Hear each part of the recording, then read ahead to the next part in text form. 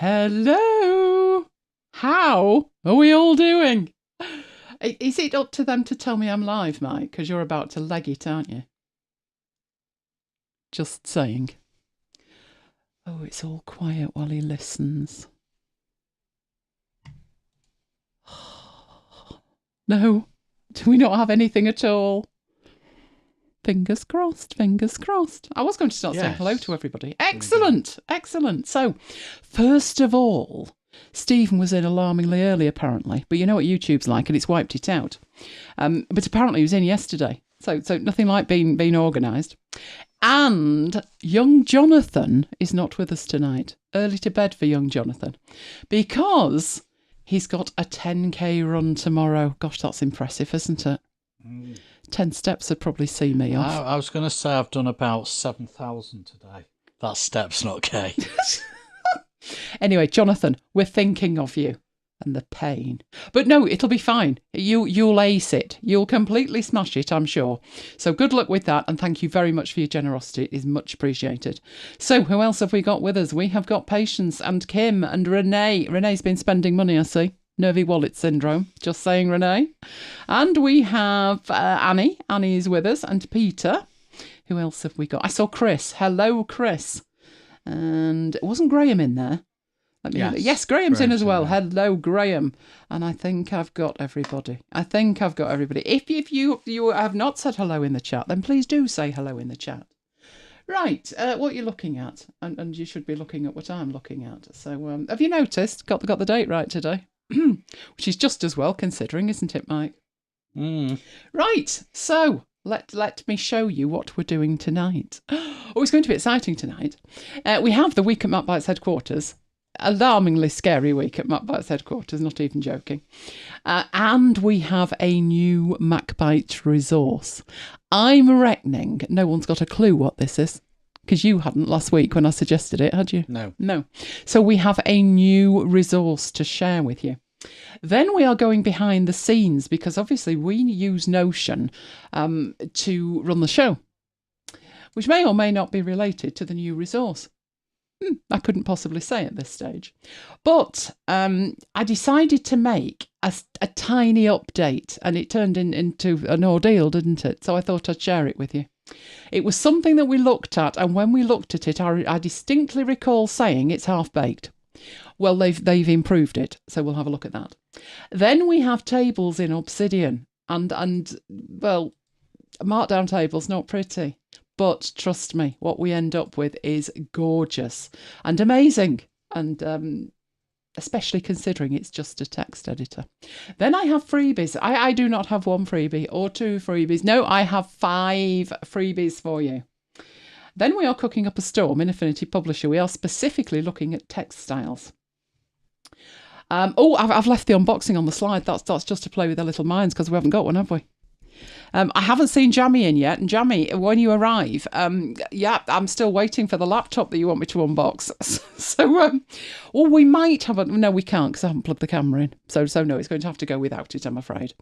Right, we are broadcasting in 1080p. Make sure you are receiving in 1080p.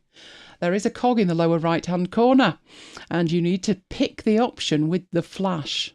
Do you know it had me at 480? I think I was watching on an iPad though, so maybe it knew and it decided that, my bandwidth wasn't up to it, but it was. While you're down there, there's a like button, and you know how much we like the like button. We also like comments. YouTube likes comments. So comments incredibly important. No comments, no shows. Simple as that. So do go back after the show and put a comment. We're trying to play with YouTube's mind. Now, I need to mention at this point, Mike's left me. He's departed. You know the shopping thing? Yeah. That they're 5 minutes later than they should be. So he's dealing with Matthew. And Mike's been following Matthew on the GPS because you can follow your deliverer. And Mike's not been that complimentary, I'm afraid, over the route he took. He's been all over the place, literally. So Mike's dealing with that right now, but it usually only takes him 5 minutes and then he'll be back. So we will travel back to last Saturday. Oh, do you know how fortuitous? because last Saturday was a shopping with Mike and Lola moment.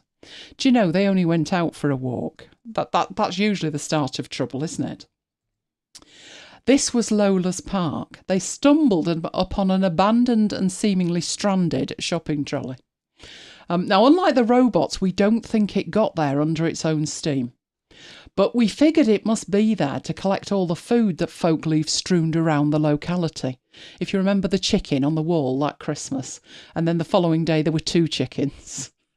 No update on why they were crossing the road, but they were certainly breeding. Can I jump from Saturday to Monday? You know what's coming, don't you, Peter? No, I can't do that. Now, it was Saturday, so what were my plans on Saturday? They didn't involve a shopping trolley. Well, it was a case of there were plans, but then it was a case of what plans? You know something happened. Oh, new tech toys on a Saturday too. That's just indulgent, that, when I've got time to play with them. And the new tech toys in question, Readwise. Now, not just Readwise, Readwise Reader. Let me know in the chat if you use Readwise or Readwise Reader. I've been using Readwise Reader for almost 2 years now. It's in public beta. I joined the beta when it was in private beta. It is a read later app, and it's a complement to Readwise. It's a complete game changer, this update. We used to have a little sidebar with icons on it, and you used it to navigate. But they've changed that into a side panel. Oh, that was good. You could make your own folders and all sorts. So that was the rest of my day gone, reorganising everything to take advantage of it. Absolutely loved it. Now, Sunday, I wasn't expecting much in the way of fun, with a grudge match to be played. But that was before Renee's wallet made an appearance. Renee's wallet was somewhat nervy on Sunday morning, having spotted incoming toys from MediaPlace. AI update on the way, more on that shortly. But Renee was concerned about whether we would be grandfathered on it. And the good news is, sort of, we'll get something if you've already got MediaPlace. And I think we've been using MediaPlace now almost a year-ish. It was certainly sometime last year that we got a lifetime deal on it. So a good question. Glad you asked, Renee. And then, of course, sorry, Peter, then there was the football. Like I said, I wasn't holding out much hope. I'd got the beta blockers ready for Mike and the Valiant, poor Mike. But United actually got the ball in the back of the net. Mike was thrilled. He was mid-celebration, for crying out loud. You know, he jumped up, his shirt was over his head. He was running around the office when there was a late call. The assistant referee blew for offside. Now look, rule 1, mate, don't blow late during a United-Liverpool match. It could kick off big style, you muppet. And rule 2, don't interrupt Mike's celebrations. It makes him very grumpy. That was one of the latest calls I think I've ever heard. It was that bad. We have exclusive footage of said assistant referee at the time of the incident. Yes. I'm surprised it was only tea. I was expecting a pina colada in a reclined position. And his view right in the middle of the incident. So that one was chalked off before we even started. It could have been worse, though. Now, having said that, there's nothing worse than leading 2-1 and then them getting a late equaliser, especially not when it was a penalty. But I think we'll call this an honourable draw. That's the best I can do, I think, an honourable draw. Which took me on to Monday. Monday, important day. I used to celebrate this day, less so in the last few years, but it was a milestone.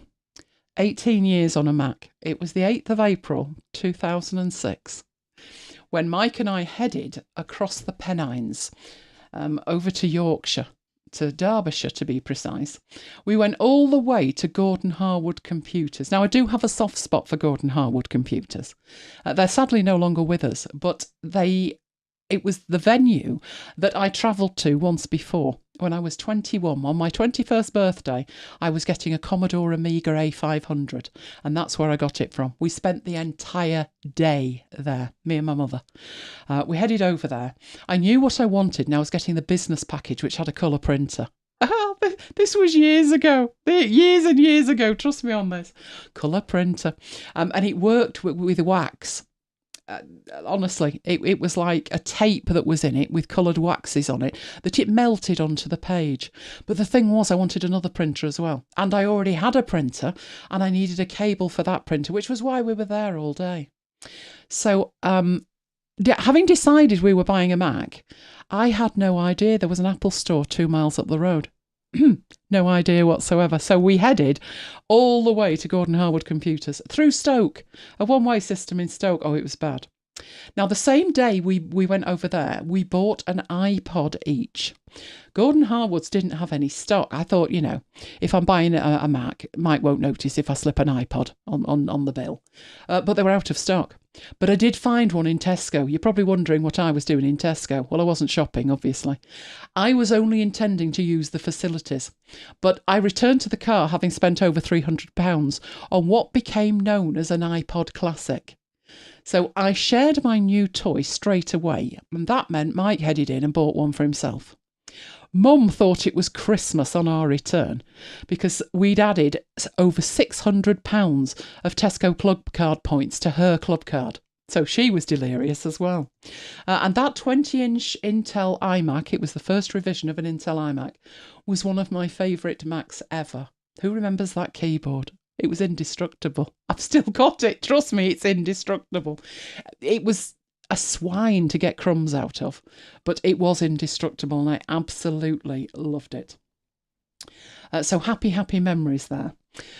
I then decided to do a tiny little job. Started off simple enough. I'll just tweak this, I thought. Ended up needing a dozen new templates creating and 5 hours later. But it's much improved on many fronts. So that's what I'll share with you, the update. Which took me to Tuesday. I was looking forward to this on Tuesday, particularly after the United match. This was an England match, but thankfully it was the ladies. So no feigning injuries rolling round for 10 minutes like they'd met a steamroller, nor any VAR to contend with. Just football like it used to be. And it was also a sound win as well. So this was a qualifier for Euro 2025. So fingers crossed on that one, ladies. They played remarkably well. Wednesday, reports broke of something that really should have happened in our holiday. And I was amazed that it didn't, seriously.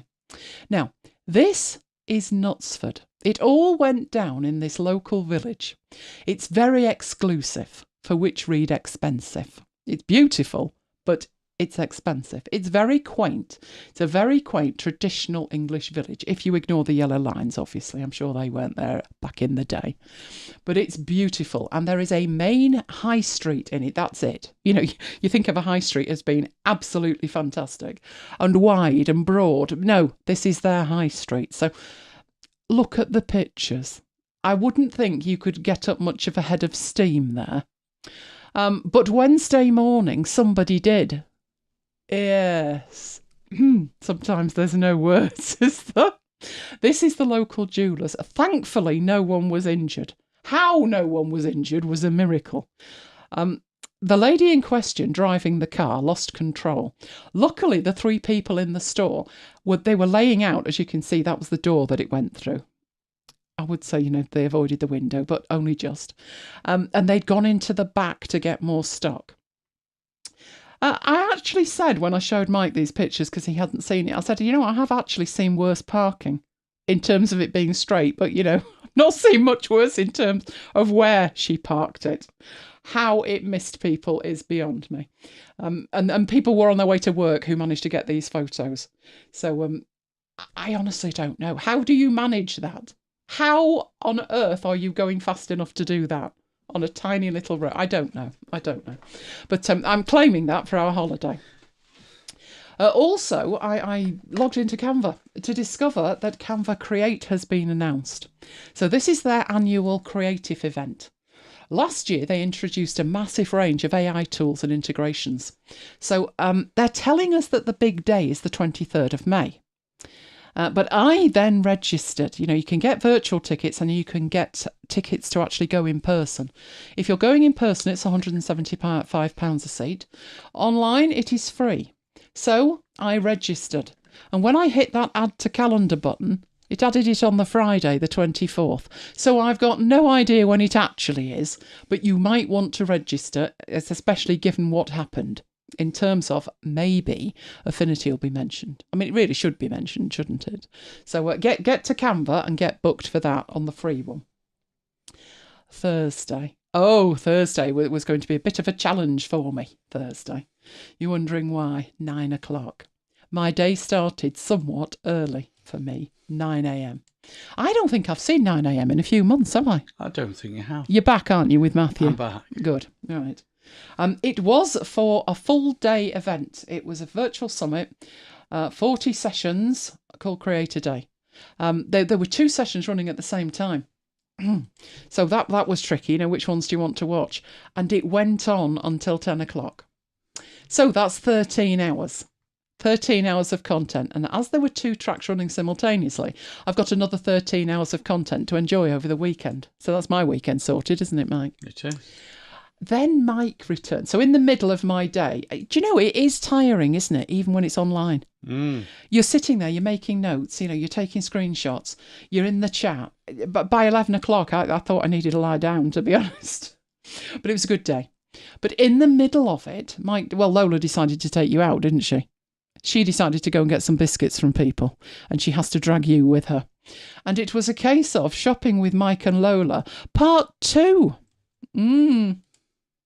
Yes, this one was abandoned outside MacBites headquarters. This is the house opposite MacBites headquarters. Yes, another shopping trolley.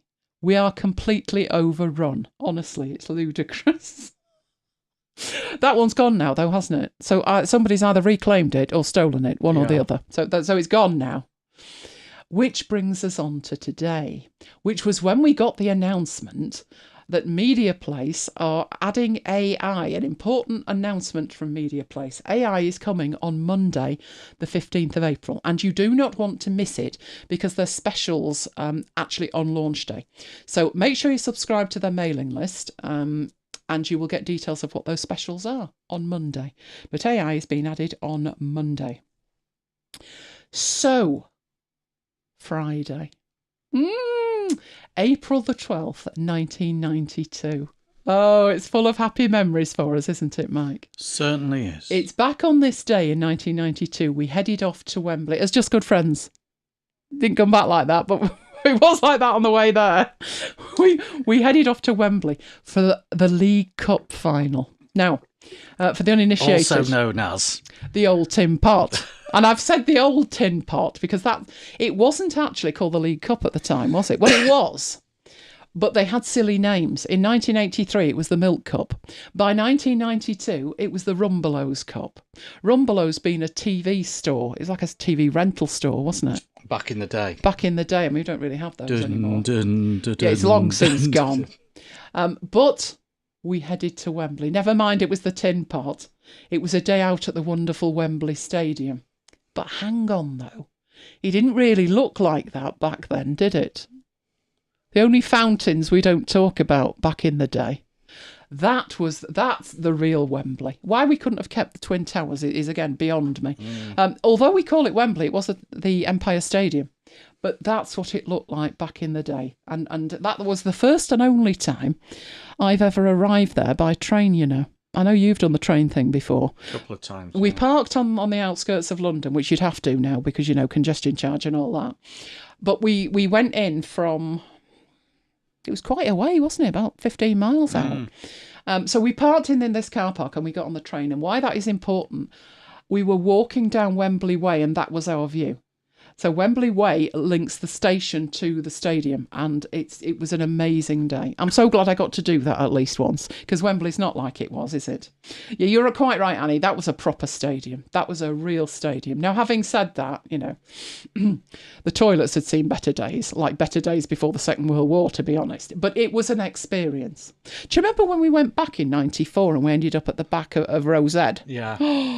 It was that steep, and the guy next to me was 6'6", and he had his legs wrapped around his neck. The seats were so narrow, it was ludicrous. But it was a proper stadium, you were quite right. And it was Wembley, and we were there. And we won. Only 1-0, but it still counts.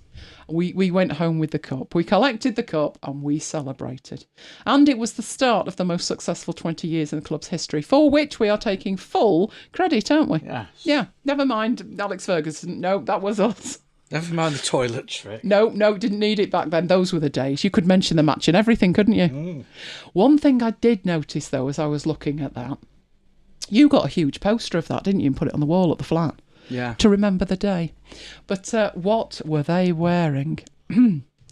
If you're wondering why they were in blue, they must have lost the toss. Nottingham Forest were wearing their first strip, which was red.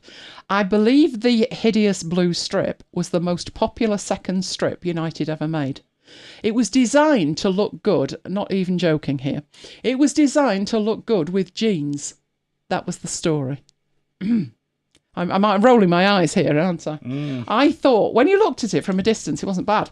When you looked at it close up, I think they'd used the logo of the manufacturer, the shirt manufacturer, and it looked cheap. I didn't like it at all. But never mind, we won the game. Which meant we don't have a picture of the day. There were no photos of the great day itself. But this photo's from my birthday a few weeks later, just before we headed to a local restaurant for the celebrations. It was my 25th birthday. Now, don't start doing the maths. No, nobody needs to do the maths. But you were only 24, weren't you? Toy boy. Yeah. You didn't know I had a toy boy? Oh, he's 3 months younger than I am. There you go. So 1992, I thought I'd have a look back. I do remember Shakespeare's Sister, Stay, loved that. Before we were going out, when I went to London for a revision weekend, I bought Hormonally Yours, which was their album, and played it to death. So I definitely remember that one. I have no recollection of Rhythm is a Dancer, and I have no recollection of End of the Road, but I do remember the Christmas number 1, I Will Always Love You. How appropriate's that? Just saying. And then there was what was on at the cinema. Now, I always joke, don't I, that the last time I went to the cinema, there was a man playing a piano at the front. But I've seen 2 of those films. We've definitely seen The Bodyguard, but I don't think we saw it at the cinema, did we? No. No, I think that was a movie later. But we did see Basic Instinct. Let me tell you. I'd got my finals at university and we couldn't see each other for a week. We'd been going out about 6 weeks at that point.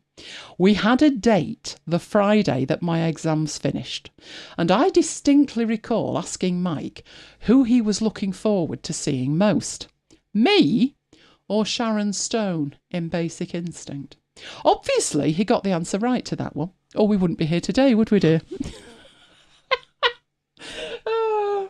And Tesco have just been, haven't they? So did they cover themselves with glory, or did they lose something at the last minute? No, they covered themselves in glory. I was explaining in your absence that you weren't impressed with his navigation skills. No. He's been all over the place. But Yes. he got here in the end. Well, they delivered everything, but then half the stuff was out of stock anyway. Do you know, So- I need so to does keep that that count? slide on replay with the 85p Apple cleaner, because they're still out of stock. Now, over the last couple of weeks, I've been sharing a blast from the past, the Christmas 2023 past. So you'll recall, first of all, there was the Yule log, first time in 3 years. There's cause for celebration. Then there was the bauble cake that Mike sort of made himself sick with, didn't you? Yeah. It was very sickly, was that cake. But it was nothing on the next one. I did mention last week I'd got something special for this week. You're going to like this. Mike's Christmas Cadbury Dairy Milk. As you can see, he'd reached his own nirvana with the arrival of the biggest chocolate bar seen at MacBites headquarters since the giant Toblerone of 2019. You had no idea with that, did you?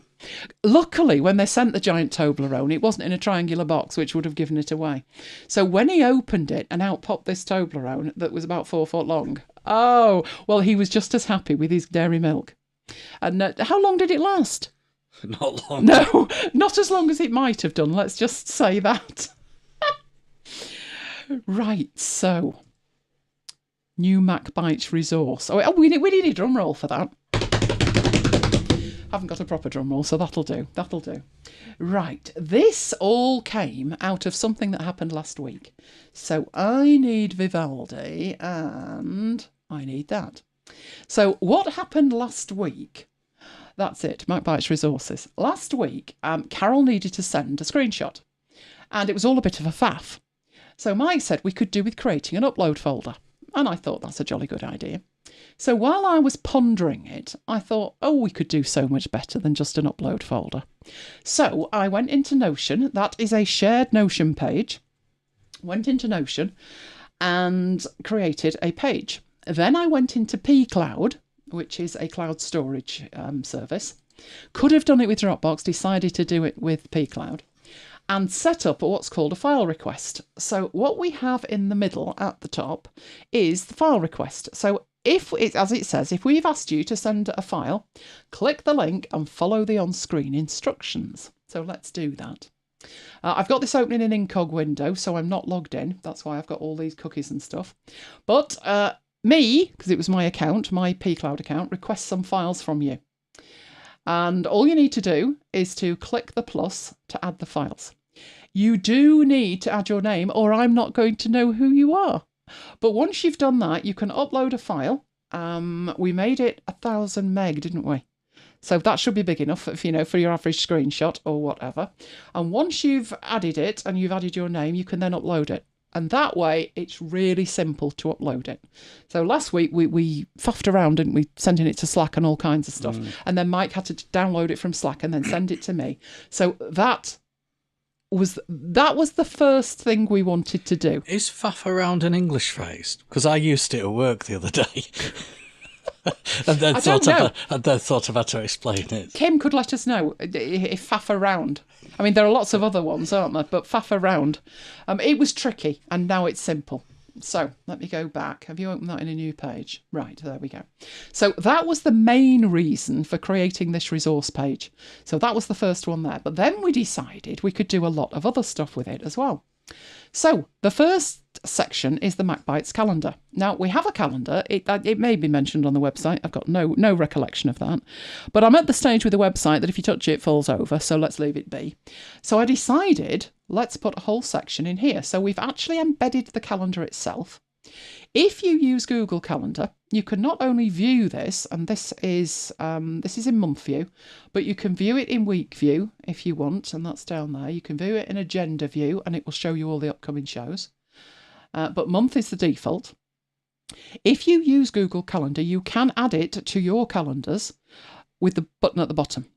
But we've also put instructions just in case you want to do it a different way. So these are the instructions and the link if you want to add it as a Google Calendar. If you're adding it to anything else, you may need the iCal format. So we've added that in there as well.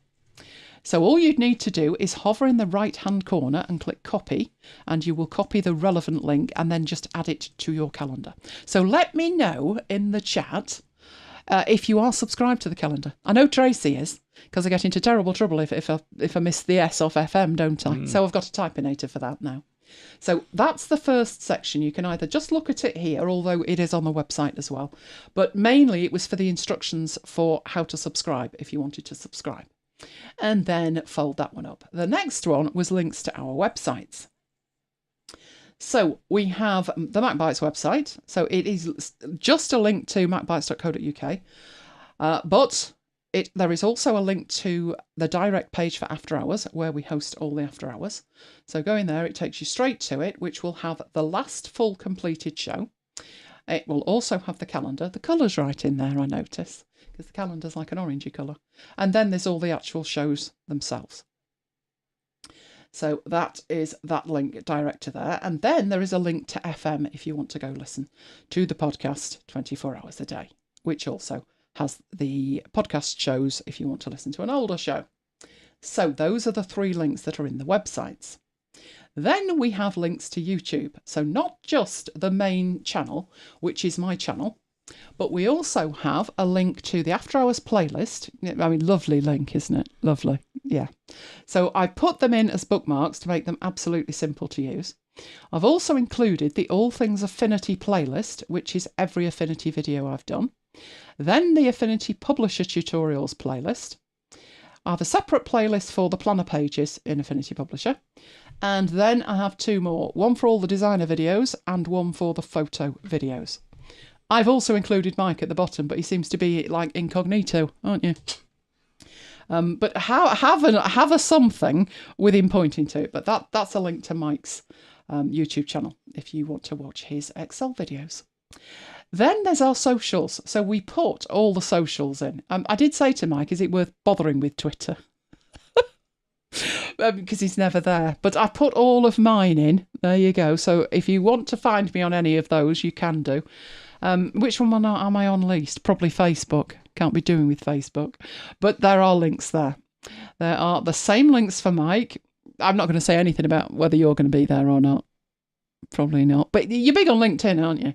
LinkedIn, I'm warming to LinkedIn. I am myself, to be honest. So there's those links, and then there's the links to Slack. So if you haven't joined us, there is a join link. If you have and you can't remember the URL, you are only going to have to remember one URL from now, which I'll give you in a second. But it will have all of these links. You don't have to remember any of them. Right, then I've separately put links to those sessions that I've done, just links, not embedded as a bookmark, just links. And I've also put the planner page links direct in there as well. So that is our new MacBites Resource page. So you're going to put the link in. I will put the link in. So mine's going to put the link in the chat, and all you need to do is remember that one link, which is macbites.co.uk/resources. That's it. That shouldn't be beyond anybody, should it? Just remember the one thing, resources, and that's it. It'll take you straight there. Go and bookmark it. You could bookmark it as well, indeed, absolutely. But we put a redirector into it because this URL at the top, that's the full URL, and who wants to remember that? We were playing around with it though, weren't we, renaming it and seeing what happened and everything like that. So that page is actually in our shared Notion. What you have is access to a read-only version of it, so we can update that as and when. So we'll see that in my editable version shortly, but that's why I've opened it in an incognito window. So that is the new MacBites Resources. What do you think of that? Let me know. Let me know. Right, so I can close that down now, and we can head off back into here. So that's the URL for it, macbites.co.uk/resources. And if any links change, they will be changed in there. So that is something that we will keep up to date. So, any questions on that? Do we have any questions on that? No, Carol did say awesome regarding the uploader, I think it was. It was poor Carol that was struggling last week. Yeah. You are our inspiration, Carol. You are our muse. Mike said you're going to have to do something. That was ridiculous. And that led to this. Oh, and Carol's added the calendar. Carol Little's added the calendar. Excellent. Right. Okay, then. Let's move on to the next thing. So this was me just tinkering slightly, if you remember, with Notion. It was going to take me 5 minutes. Oh, yes. Right. We've used Notion for MacBites management since 2018. Do you know, it's scary to think that Notion's been around that long. Before that, we were all over the place with it. But it was 2018 that we started After Hours, and without Notion, I doubt we'd have had the capacity, the bandwidth, to deliver After Hours. Because there's a lot of moving parts to it. A lot. But we started off quite simple as anything ever is here. But we treated Notion as basically a test bed. You know, if we did this, would that work? And we started off very, very small, and then it got more complicated as it went. But we call it increasingly capable. I wouldn't say complicated, it's increasingly capable. But I'm glad that we started off fairly simple. We treated it like rapid prototyping. Because Gall's law is so true. If you've never heard of Gall's law, all complex systems that work evolved from simpler systems that worked. So the temptation is with any kind of PKM or management system is to sit down and build everything you could possibly need. And you could do that, but you probably won't use it. So we started off incredibly simply. But obviously 6 years on, we are always looking to improve it. So we can work faster or increase capacity, one or the other. What this was about, this latest incremental update, it involves improvements to buttons. Now, obviously not those kind of buttons, but you get the idea, buttons. And it was how the buttons could interact with templates in cool ways. Now, like I said, I thought this was going to be a really simple update, and then I realised how far you could actually take it. So I'm going to do it for real. I've actually done it, and I've done it in our template system. But because the immediate shows, so 2.16, 17, 18, already had the pages applied, I am going to go to 18, and I'm going to show you exactly what I did with the buttons and how it interacts. Right, let's go and have a look at that then. So, Vivaldi. Right, so what we're looking at here, we will start off with MacBites 2.0, which is there. So this is how, obviously it's 2.0. So it's been 2.0 for quite a while, but it certainly replaced what we had greatly. I could do with taking that down a bit so I can see the stuff on the left-hand side in the sidebar. But this is our dashboard for MacBites. So on the left-hand side, we have what we call our resources, but it's views of specific shows. So we treat each set of shows differently, and there are 5 of them. There's MacBites itself, there's After Hours, and then if we're on hiatus with After Hours, then occasionally there is a week at MacBites headquarters. Then there is Marooned at MacBites headquarters, and there's MacBites Lives. So the MacBites Lives are when Apple do an event, so they could be any time. So we have those 5 at the top being the things that we go into the most if we're planning shows. Then we have our advent calendar from last year. Then we have the engine room. Now the engine room is where the actual databases are. You may not need to create an engine room on it anymore, but obviously that's how back in the day you needed to, because you couldn't transfer views from table to table. So that we just, on pain of death, don't edit the tables. No, don't edit the tables. Oh, it was a nightmare. That was your mantra. Yeah, don't touch the table. So we separated it, and to be honest, I would still do it like that. I would. You never know what changes they're going to make, so we don't need to even think about touching the original tables unless we're trying to do something that one of our views here can't do. So I like to keep it separate. I have heard people who have done exactly the same because they started using Notion a long time ago as well. Call theirs their databasement. So that's kind of cool. Kimmy liked the engine room. But the engine room to me was like, yeah, I agree with Kim. Engine room says it all. You know, don't go in there unless you've got a spanner and a boiler suit on. Leave it alone. It indicates to me that that's not really where I want to be working unless I have no option. So if I'm doing some triage, many moons ago we had a status, and then Notion added a special status field. Well, obviously we already had a status field, so it's like, well, I can't change that into the new one. So we had to add a status field, and we didn't have that in any of our views. So we had to go back to the engine room, add an empty column called status plus, which is why our status is called status plus. We know that that is the new status. And we were in the engine room actually making changes to the core tables so we could then update all of the rest. But that's what the engine room is. Then we've got what's on deck. So that is like what I'm actively working on. This is our after hours planning.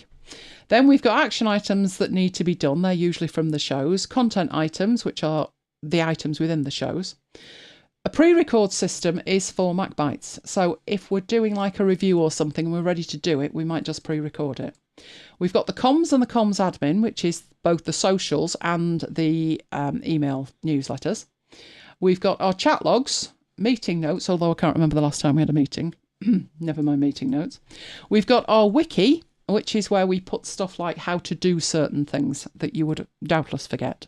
We've got our merch, and then we've got feed links, links to the mails, links to the spreadsheets we use, Stuff that we don't use anymore, but that I don't want to delete. So that's in triage. And down here, that is the MacBites Resources. So my view of the MacBites Resources, it looks almost identical. I just have this thing at the top that's telling me that that page is live on elainegiles.notion.site. And I can go and view it, or I can change the settings, etc. So that is the only difference. The rest of that looks absolutely identical. So if I was changing anything in here, that is where I would actually change it. So you are seeing, when you go to macbites.co.uk/resources, you're actually seeing a live page from our Notion setup. Now, you could share it and allow people to make their own copy. And you may be wondering why we've not done that. We don't want to do that because we need to keep it up to date. So you don't want to head off with a copy of your own and then we're updating it and yours isn't updating. So always go to the macbites.co.uk/resources link and it will always be up to date. And that is where it actually lives in our setup. So what we have in here, this is my dashboard. So most things are folded up. These are the next shows, and that is showing me a rolling 2 months. 2 months back, 2 months forward. 1 month back, 1 month forward, that's right. Then we've got MacBites. So there's all our MacBites stuff. This is what After Hours looks like when I'm working with that. That one's got all of the shows in it. So if we go back far enough, we get a Christmas one. Then we've got the week at MacBites headquarters, which I was doing while we were on hiatus. We've got our Marooned at MacBites headquarters, which we tend to use in that view. There is a gallery view, but I tend to use it in that view. We're now heading into the extra shows after the initial 500 in there. And there's MacBites Live, which we've been doing since 2010. So we have actually, I took the time, and backfill these all the way to the first Apple event in September 2010. That was the first one we did. And I was looking at these the other day, and it was WWDC 2012 when Siri made an appearance. Do you remember? I sat there and said, that's MacBites Siri. That was the event. So we have all of those in there as well. I think you've seen the calendar stuff. So this was last year's calendar, 2023. And we've got, I think I have another view, probably in the full table management stuff, where I can go back to 2022 and 2021 and know what we sent and where we sent it. Engine room we'll leave alone. It's an unholy mess. But let's have a look at After Hours and what I've been playing around with. So, in fact, I think I've got that open somewhere, but we'll do it anyway. Tonight Show. Let's start with Tonight Show, and I'm going to take this full screen there.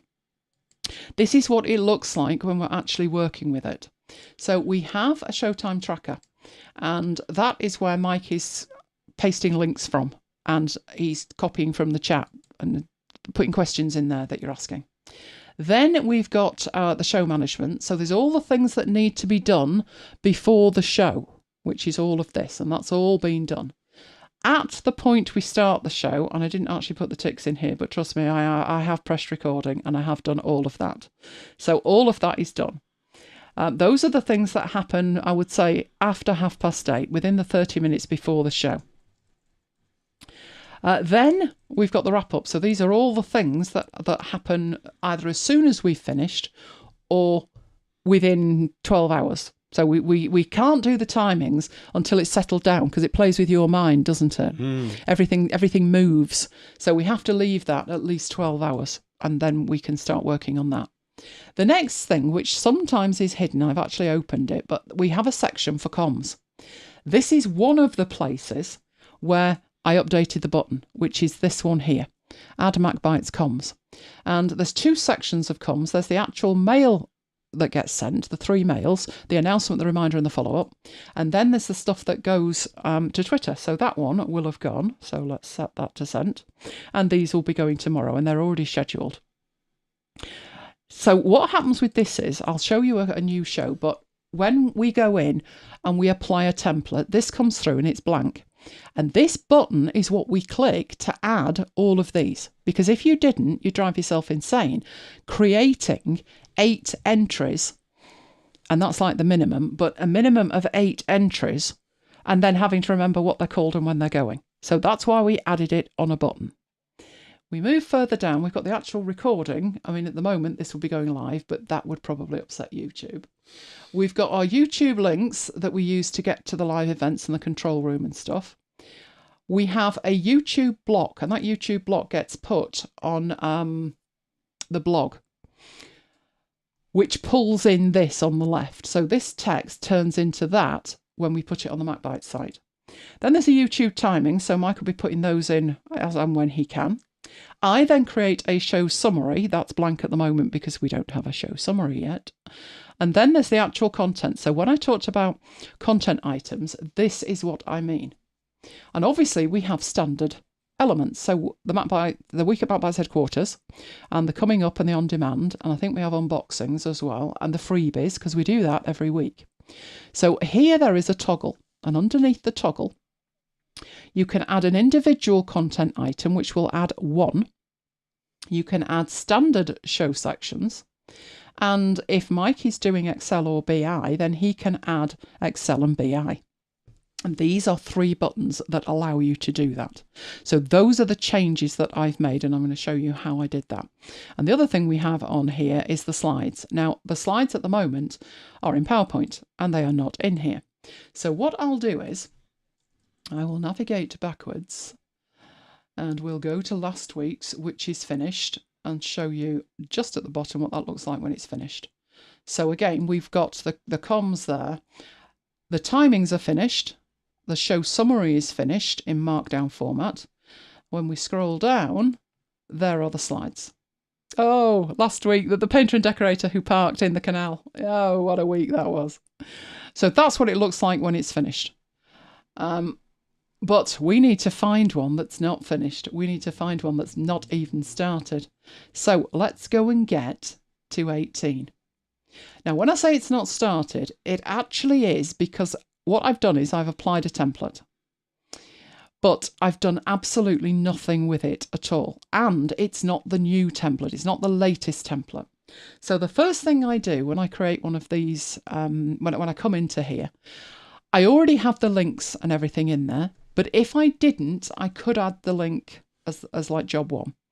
But at this point, it goes from commissioned to either not started or in progress. The difference between commissioned and not started is not started, I may have done things in here. So the kind of thing I would do in here is, for instance, that doesn't have, it's a table and it's called show management. But if I don't put some kind of indication as to what show it is, I'm going to go around, I'm going to go crazy doing that. So this is 218. Once I've added that, that will appear in all 3 of these views, I do believe, although it's not showing in that one. Right, so what I do is I click on this and I hide the database title, which I think is great because I don't need to see the database title. Now, have I created the show poster? Yes. Have I added it to Notion? Yes. Have I added it to OBS? I have, but I'm leaving that blank at the moment. Have I got a live stream? Yes. Have I created the announcement mail? No. Have I created the reminder? Yes. Have I done a blog post? Yes, but I've not published it. Have I added it to the calendar? Yes. Have I created the socials? No. I think all the rest of that is no. And every time I touch the show, I come in here and make sure that, you know, I can update everything that I can. Right. For reasons best known to itself, it always folds these up, which drives me round the bend as well. So I'll open those. And then down here, I only have 1 content item. The reason I only have the 1 is that is going to be an ongoing series. So it already is attached to multiple shows. And that's why it's appeared in there. There is a filter on it for 218. Now, the slides is just blank, but I do come into here and I do 3 things. Well, I do the same thing 3 times. Each one has a rule applied, which is the file name needs to start with After Hours dash and then the show number, which is 0218. Otherwise, it will pull through every slide from every show and probably kill Notion. So the first thing I do, I leave it with XXX and then I set it and then I have to update every one. So that's the gallery view. I go into the table and do exactly the same. but now I've copied and pasted it, so it's a little bit faster. And I've just added a new view, which is add slides. And the reason that I have an add slides view, which is a table, is when I'm adding them to the table has a sort on it, which means it stops and asks me for confirmation every time I do it, which you've seen as though you can only add 50 images at a time, and sometimes there's 220. I don't want. So this one hasn't got a sort on it. It only has a filter. So again, I'll put that in there, save for everyone, and I am ready to go. To make sure I don't have to triple check myself to make sure I've already done that, I go into there and I put a green tick on it, which means I've updated the filters. So that is my workflow. That's exactly what I would do with that. Now, this add standard shows was a button. Before we had buttons, we had some kind of, I can't even remember what they called them, but it was like an automation. When they added buttons, it was like you could no longer make the original automation. You had to use a button. But the problem was, it was so limited, you couldn't actually add a record to a table. So the only thing I could do, if we go in and look at it, insert block below the button. So when the button is clicked, insert a block below the button. And these were pages I had created in here. So you can see there was the week at MacBites Headquarters, the freebies, the Excel, the Power BI, the unboxing, coming up and on demand. They were just blocks because it had no access to the table. So you would click the button, and that was quite quickly actually. Sometimes it takes easy 3, 4, 5 times as long as that, right? So these are pages. So if I click on one of those, it will open it up. That's what that looks like. They're just pages. What I then need to do with them is drag them from here. So I have to select them all and then drag them from there and put them in the table. Now, sometimes they come in a reasonable order, which they have today. Sometimes they are all over the place. But I would need to move that up to there. And like the freebies is in the wrong place. But never mind. That's what you had to do. And then I would change these, and I would actually put the show number on. So it would look like that. And then I would copy that and would go down to here. I know it says date. We used to do it by date. We don't do it by date anymore. So I would do that. Now, it's not that bad, is it? It's not that arduous. But what can't you do with it?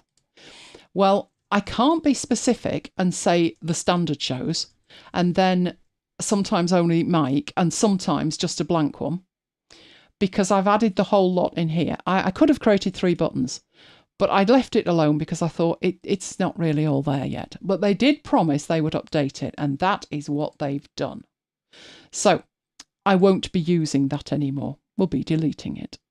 So what I'm going to do in here is delete everything apart from cooking up a storm. That would be catastrophic if I deleted that. So let's get rid of that. So the standard show sections have gone. And what I'm going to do is show you what you would do now. So down the bottom, out of the way, I'm going to go into there and create a new button. And here is my button. So it's very similar to this one up here, but it's saying when the button is clicked. The first thing I need to do is to give the button a name. So it would be standard show sections. So add standard show sections.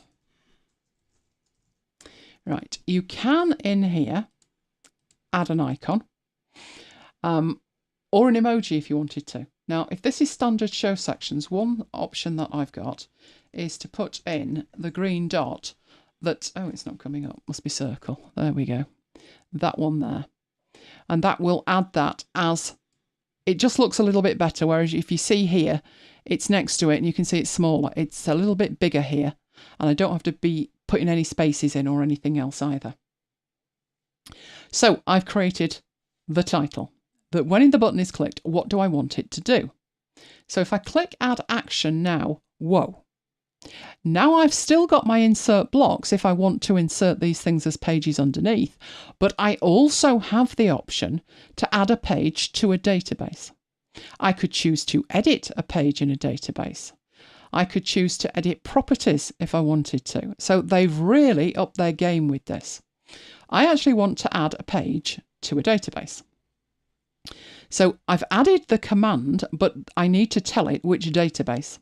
Now this database here is pulling items through from the content items. The table is called content items. So in my select database in here, I need to pick content items. Now you can see there's a whole range of things in here and you could search for them. The reason that content items has come up at the top is because I've been doing this in the templates and fixing everything. So it knows it probably I want to add something to the content items. Now, add page to content items as empty. Now what that would do is literally just add a record. I could then specify a name. But if that was all it did, I wouldn't use it because I want to have a custom icon, I want to have some text in there, and I want to have some content. So you saw when we went into the week at MacBites headquarters, it said Saturday to Friday. So I don't want it empty. So I can choose in here from a template. These templates are attached to the content items table. So this one, of course, is either an after hours content item, which would just be standard, or one of these special type, which have their own icon. And I would like it to be the week at MacBites headquarters. So that will use that template. Then I can edit the property. I actually don't need, I don't think, to edit that. No, I don't think I need to do anything with that. I think what I did, though, was like assign something to it. Did I change the status? I think I could have changed the status. So we'll do this as an example. So let's say it's in progress if I've added it from here. Now, that is the first item it will add to this table. So if we click done on that, there is our button. I'm going to move that to where it would go, which is underneath there. And now you can see a little bit how different it looks, that this is an icon and not just an avatar, an emoji like I'd done it. But if we click this one, it has created one page and not done a thing. Oh, I know what I need to do to it. Silly me. Right, I do need to set something in here as well as this. So go into there, and what I need to do, and this is like a special thing that you need to do, I need to set the show. So at the moment, it will add it to that table, but it doesn't know what show. But the thing is, because this is in a template, that's like double nested. So what should I choose from here? I don't want to choose one of these shows, but I've got this special option at the top, which says this page. So whatever show this is, apply the content item to that page. So this page is a special option. Right, let's do that again. And it adds it down here. And you are good to go. But I didn't want to add just one. I wanted to add more than that. So let's delete it and we'll go back into that button and do the rest. So add another step. And again, I want to add another page. I need to select the database, so content items. Don't this time want it as the week at MacBites headquarters. Want it as the freebies, which is the next section. Then I need to edit a property, which is the show. There, and I need from that to choose this page at the top. Now, at this point, because I'm constantly changing the show and I'm constantly adding it to content items, it's actually quicker with this to add a, well, not add a step below. If I go into here, I can duplicate this below. And then I change the template, so we'll have the unboxing this time, added to this page, and then just duplicate it. So this is much quicker if you're doing what I'm doing, which is add standard sections to this show. So I don't want that one as the unboxing. I want that as the coming up. And then I need to duplicate that again.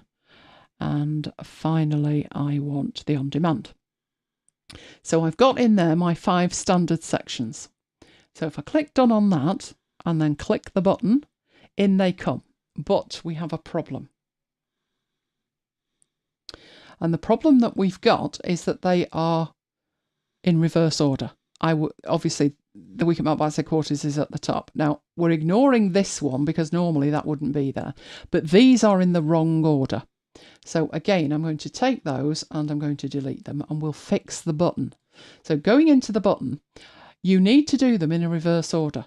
So if I take this one as on demand and I move that up, and I move the coming up to there, and I move the unboxing to there, and the freebies up there, they are now in reverse order in here, but they will be added in the correct order to the table. So click done on that and try again. Absolutely perfect. And then all I need to do is to go into here and put the show. So it would be 0218. And then what I do is double click and copy, and I just go through the others and paste. They have not given us a way to, it'd be lovely if it stopped and asked for a prompt and there was variables, but soon. Right, so that bit is done. Now, what I haven't done at that point is there's no way to add a single show item, and there's no way for Mike to automatically add his. So I'm going to get rid of that button. We don't need that one anymore. This is our standard one. But what I will do is add another button. And on here, we will have this as Excel and BI. And again, we can choose an emoji or an icon in here. I can't remember what I did. Maybe numbers. Was there something with numbers on that looked spreadsheety? That'll do. Well, let's do it with that one. Right. And again, when the button is clicked, what do you want to happen? Well, I'm going to add an action. I'm going to add a page to, choose the database, content items. This time not as empty. It needs to be, now remember, I'm putting them in backwards. So Power BI, I want as the second one, so I'll add it first. Oh, I've just seen a comment from Jammy. Do we have an unboxing? Jammy, no, because the laptop you promised to send is not arrived. Not arrived, has it, Mike? No. So when he does, we'll unbox it. I'll leave you to contemplate that. Right, so what I'm going to do with this is edit the property. Property I'm editing is the show. And again, it is this page. So let's add that. And then I need another step, but I'm not going to start from scratch. I'm just going to duplicate that one below. And instead of it being a Power BI template, it's going to be the Excel template. And that is it. And done on there. So if Mike was going to do that, let's move his button up here and click that. And there are the two items that Mike would be doing. There's one more. And the one more, obviously I would have to move those. It's adding them at the top. But I would put those after the freebies. There you go. There's one more, which is if I decide, if something comes up on Thursday. Do you remember when they added data merge on a Thursday and it was a mad rush for Friday?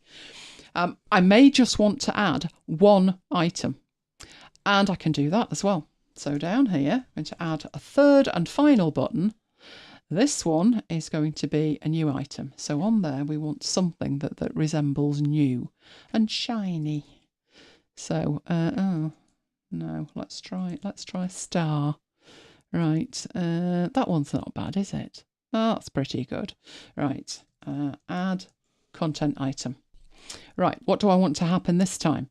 Well, when the button is clicked, I want to add a page to, and all of these have been exactly the same, just add something to the content item.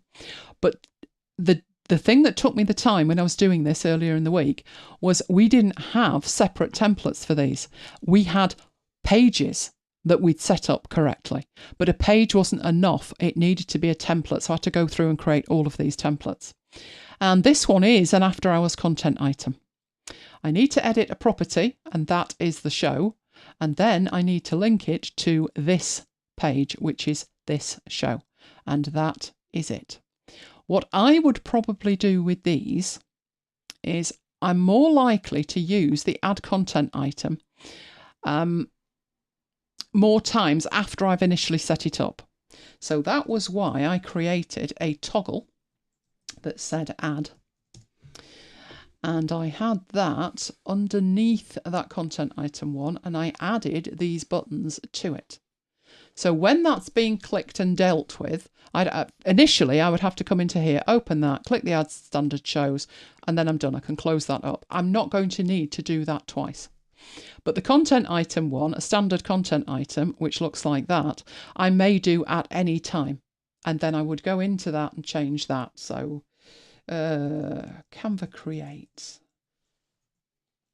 And we've got a new content item, and I would just drag that where it's going to go, and I'm good to go with it. So that is the change that they've added. Initially, the buttons were not up to much at all. They were very poor. Now you can add something to a table. That's a massive improvement.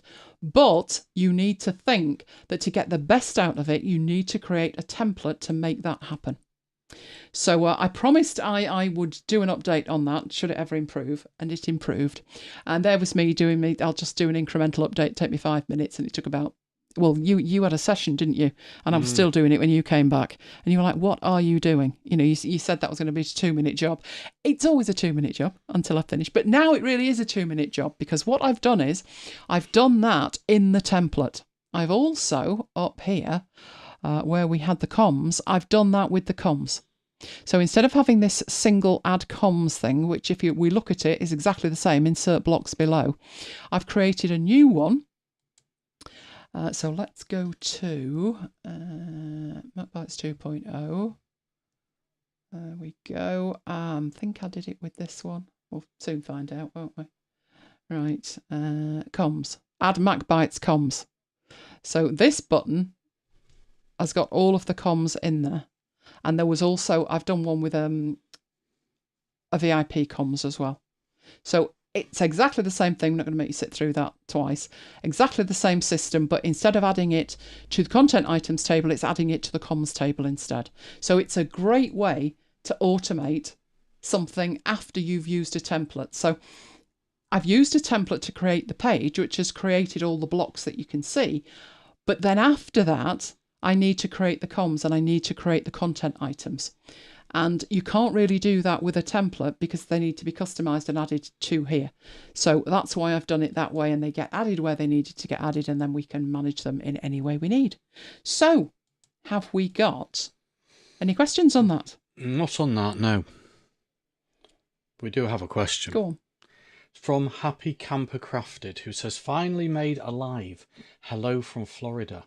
Question, do you or are you going to do a video about the book function in Publisher? Thank you for all you do. Hello and welcome. Glad you made it to alive. Oh, the book function. Would that it worked. I did intend to, and then I had a go with it, and it didn't end well. Let's just say that.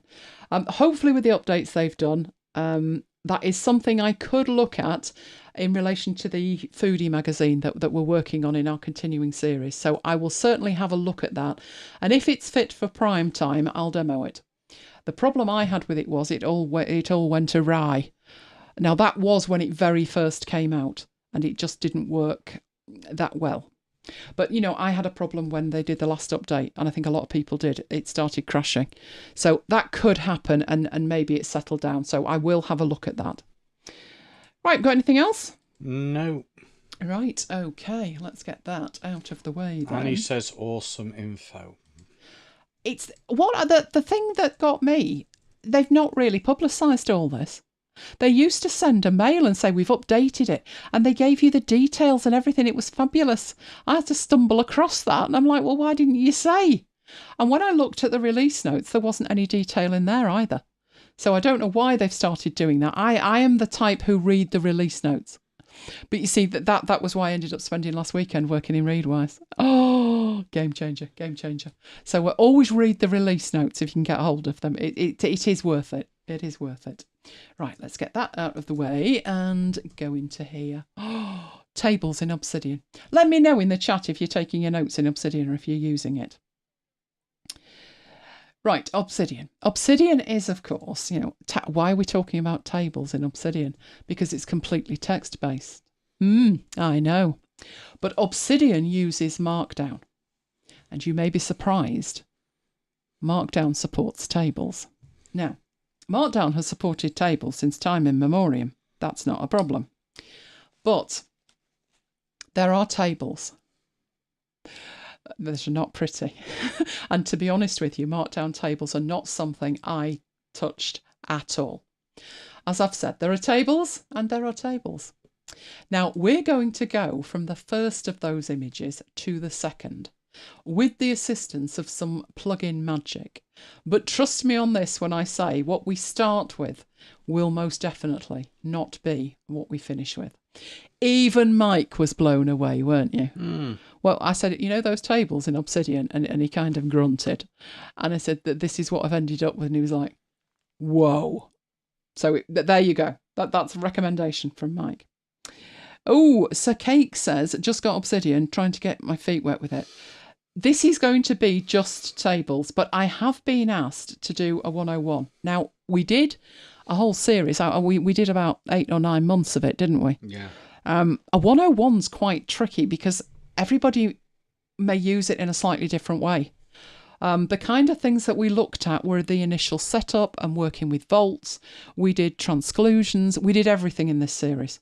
So if there is demand for a 101, put it in the chat and I can come up with something that's like, 45 minutes, quick intro to it.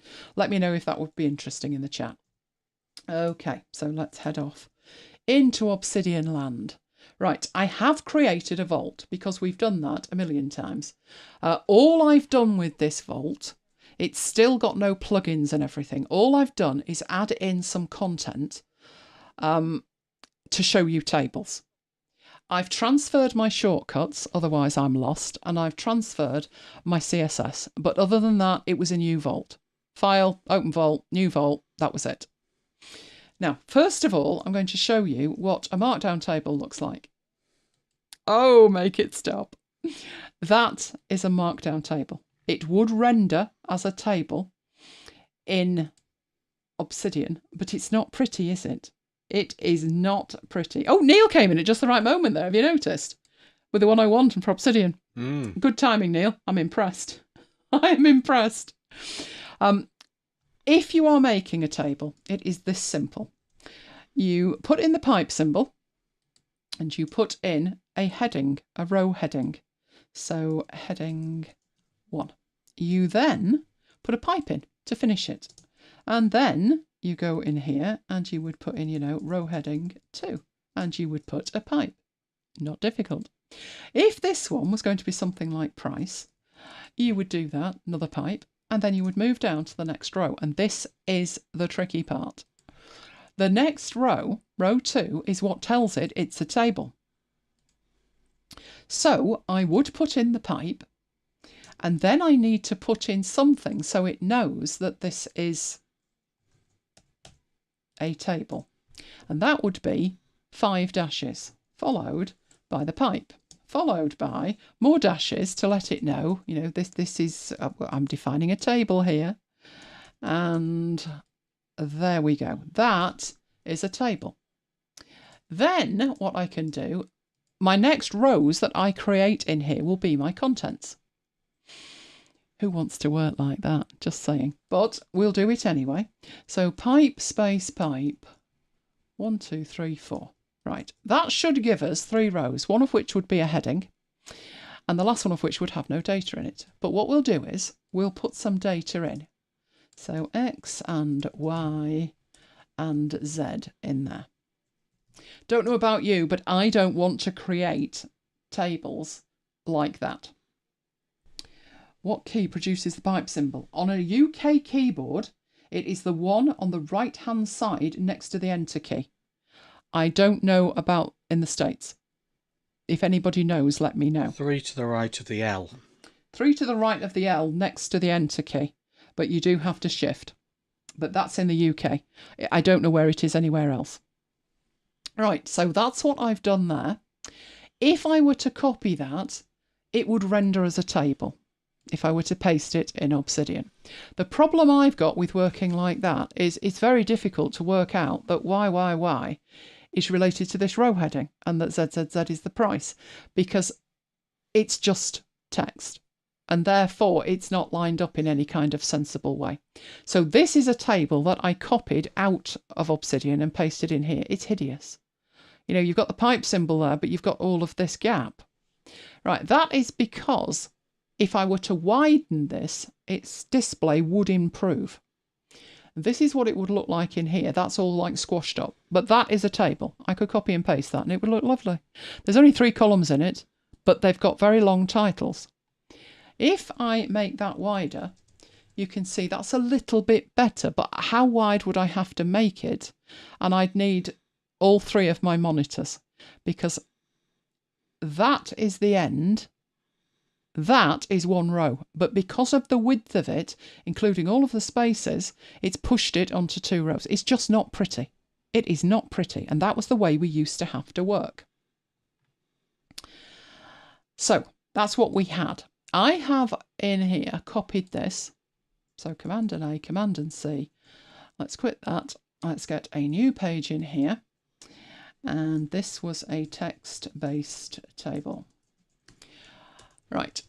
There was an update in late 2023, and they said they were doing things with tables to make it much better. Initially, this is what tables look like. So I've just switched a mode here.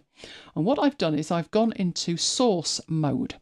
And that means when I paste that in, it will look like it looked in the text editor. That is the old way it used to render. It would then render better if you went into read-only mode. You actually got it looking like a table where the widths were correct. But if you were in edit mode and you were editing, that's what you were faced with. I never used tables because I did not want to look at that. What they did, they changed it from that to that. This is edit mode. I can edit it, and there's my table. Better than that, I can go in here and edit. My tab key works. If I want to add a row after, you've got a lovely plus at the bottom. And when I hover, it lets me do that. If you want to add rows to it, columns to it, you can do that as well. It automatically knows about the heading here. And if I were to go in here and say this is the row 1 and row 2 and row 3, and I want to move one of these, I can even drag and drop them. How cool is that? So that is a massive, massive improvement to tables. Now, I created that by copying it from text and then paste it. Neil says this is where Markdown and I part company. You don't need any more to even look at it, to even think about it. The way they've done this now, you don't need to.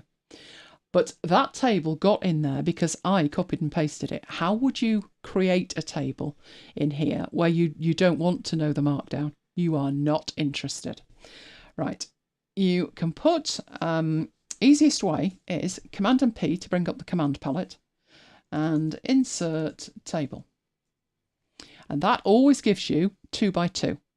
But you saw how easy it was. So this one will have our H1. In fact, these are rows, aren't they? So we'll just, no, they're not. No, they're not. They're column headings. So that's column 1. Tab in there, column 2. Tab moves me to the next row. But what I can do is hover and I can add in any extra columns that I need. So there's column 3 and there is column 4. Right, let's have that right. And then tab will move me down here. If I were just to start adding things in here, when I get to the last cell, if I press tab, it gives me a new row. And you now do not need to ever think about the markdown of what a table looks like. If you are bothered and you want to share it with somebody and whatever, then what you can do is go into source mode and see what that actually looks like. By comparison to a text editor, it is doing a better job because the columns are the correct width. That we've not got them all different sizes, which makes it virtually impossible to read. But I would suggest leave source mode alone now. You can do everything in here. So if I do the 2 across here, and we'll have another one as well. Right, and then I decide with this that I want to move that to the top. You can now in here, I right click in here. Now, do I have to do this? I do think it's the column. You can add a column before or after, so you don't always have to add it at the end. You can add columns in the middle. So if we wanted a column after column 1, it will push column 2, 3 and 4 over there. Again, if you go back and you right click on this, am I in the right place here? Right. I can duplicate this one. I can delete it.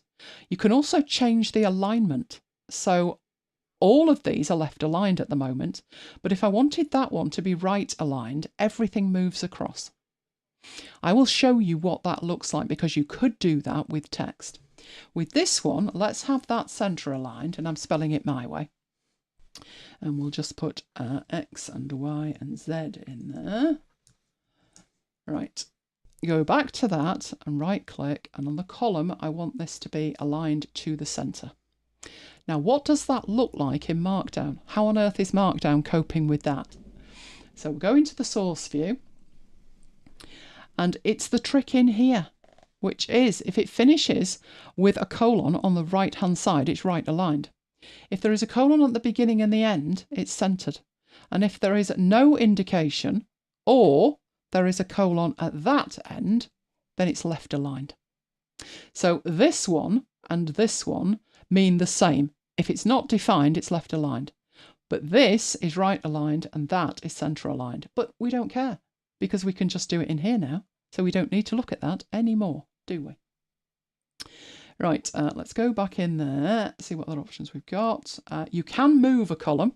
So if we wanted the center one, so we've now got column 1 and 2 and centers moved, you pretty much on the right click have all the options you need to edit a table rather than have to go back into the source code. You can move columns around, you can move rows around, you can drag these. So you can drag them in an order. I think dragging them is probably even easier. So that is the basics of what it can do. Now,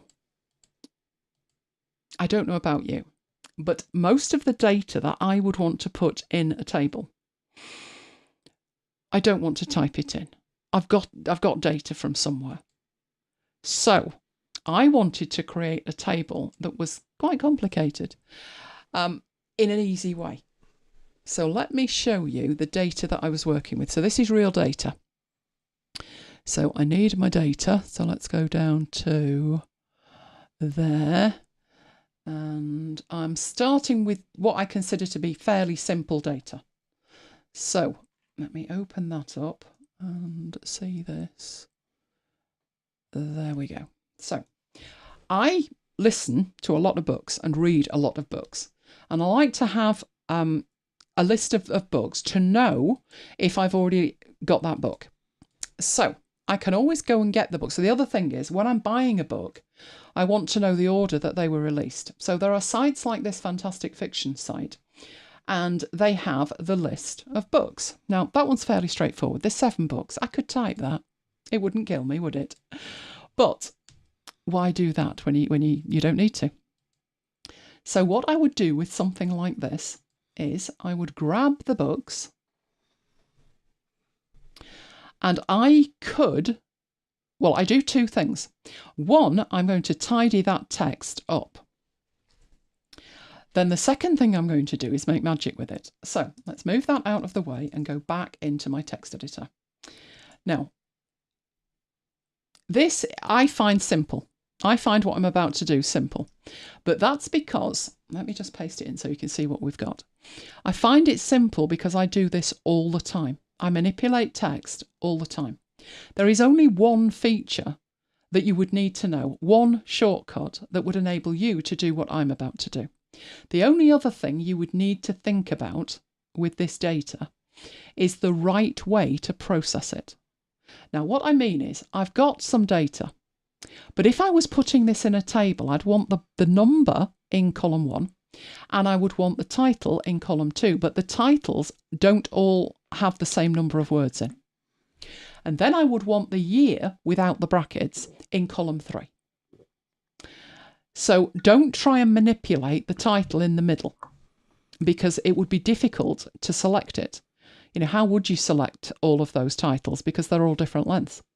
But the good news is the dates at the end are all in the same format. They're not in the same position, but they're in the same format, and they are in the same position if we looked at the position as relative as being at the end of the text. The numbers at the beginning, by definition, are at the beginning, so we don't need to think about that either. So this is what you do.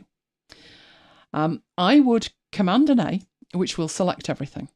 And then we have this here, which is your cursor or your insertion point. And you'll notice that there's just one of them. Well, of course there is, because when you're typing, you only type in one place, don't you? But when you're working in a text editor, you may need to do magic things with text. And I do this all the time, don't I, Mike? And you just sit and watch and like, it's magic. It's just magic. What I do, my one shortcut key is Command, Shift, and L. And that gives me multiple cursors. I now have a cursor at the end of every line. At the moment, all of that text is selected. What I need to do is to lose the opening bracket, lose the closing bracket, and isolate the date from the title. This is how I would do that. At the moment, all that text is selected. But when I use my arrow keys, I'm moving, if you look at that now, I'm moving the insertion point on every line.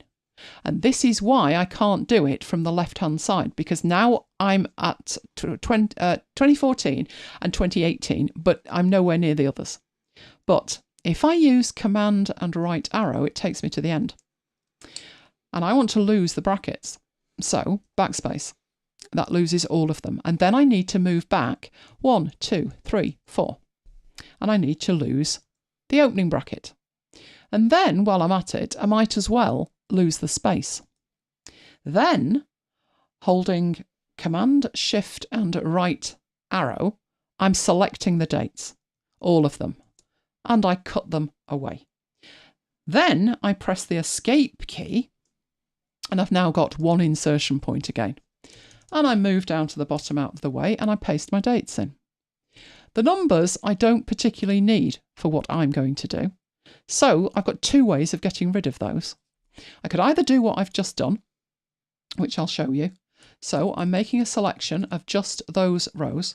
Command, Shift, L. Now I've got multiple cursors. Arrow key to the left, and then delete, delete. And it's deleted them.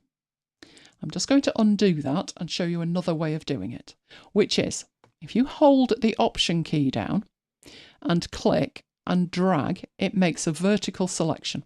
It's two ways of doing the same thing. I very seldom do that because I know the shortcut keys and I just fly around and do it. But in essence, what I'm doing is just deleting those numbers because we don't need them. Now, I do happen to know here, there's another book.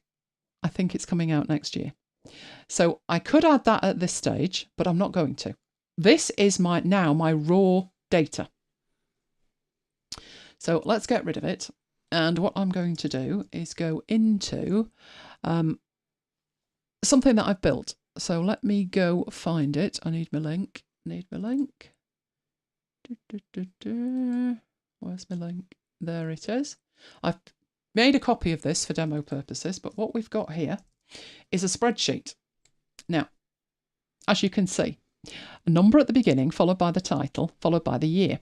But then I've got 3 extra columns, which is, have I got the Audible version? Have I got the Kindle version? And there's some notes.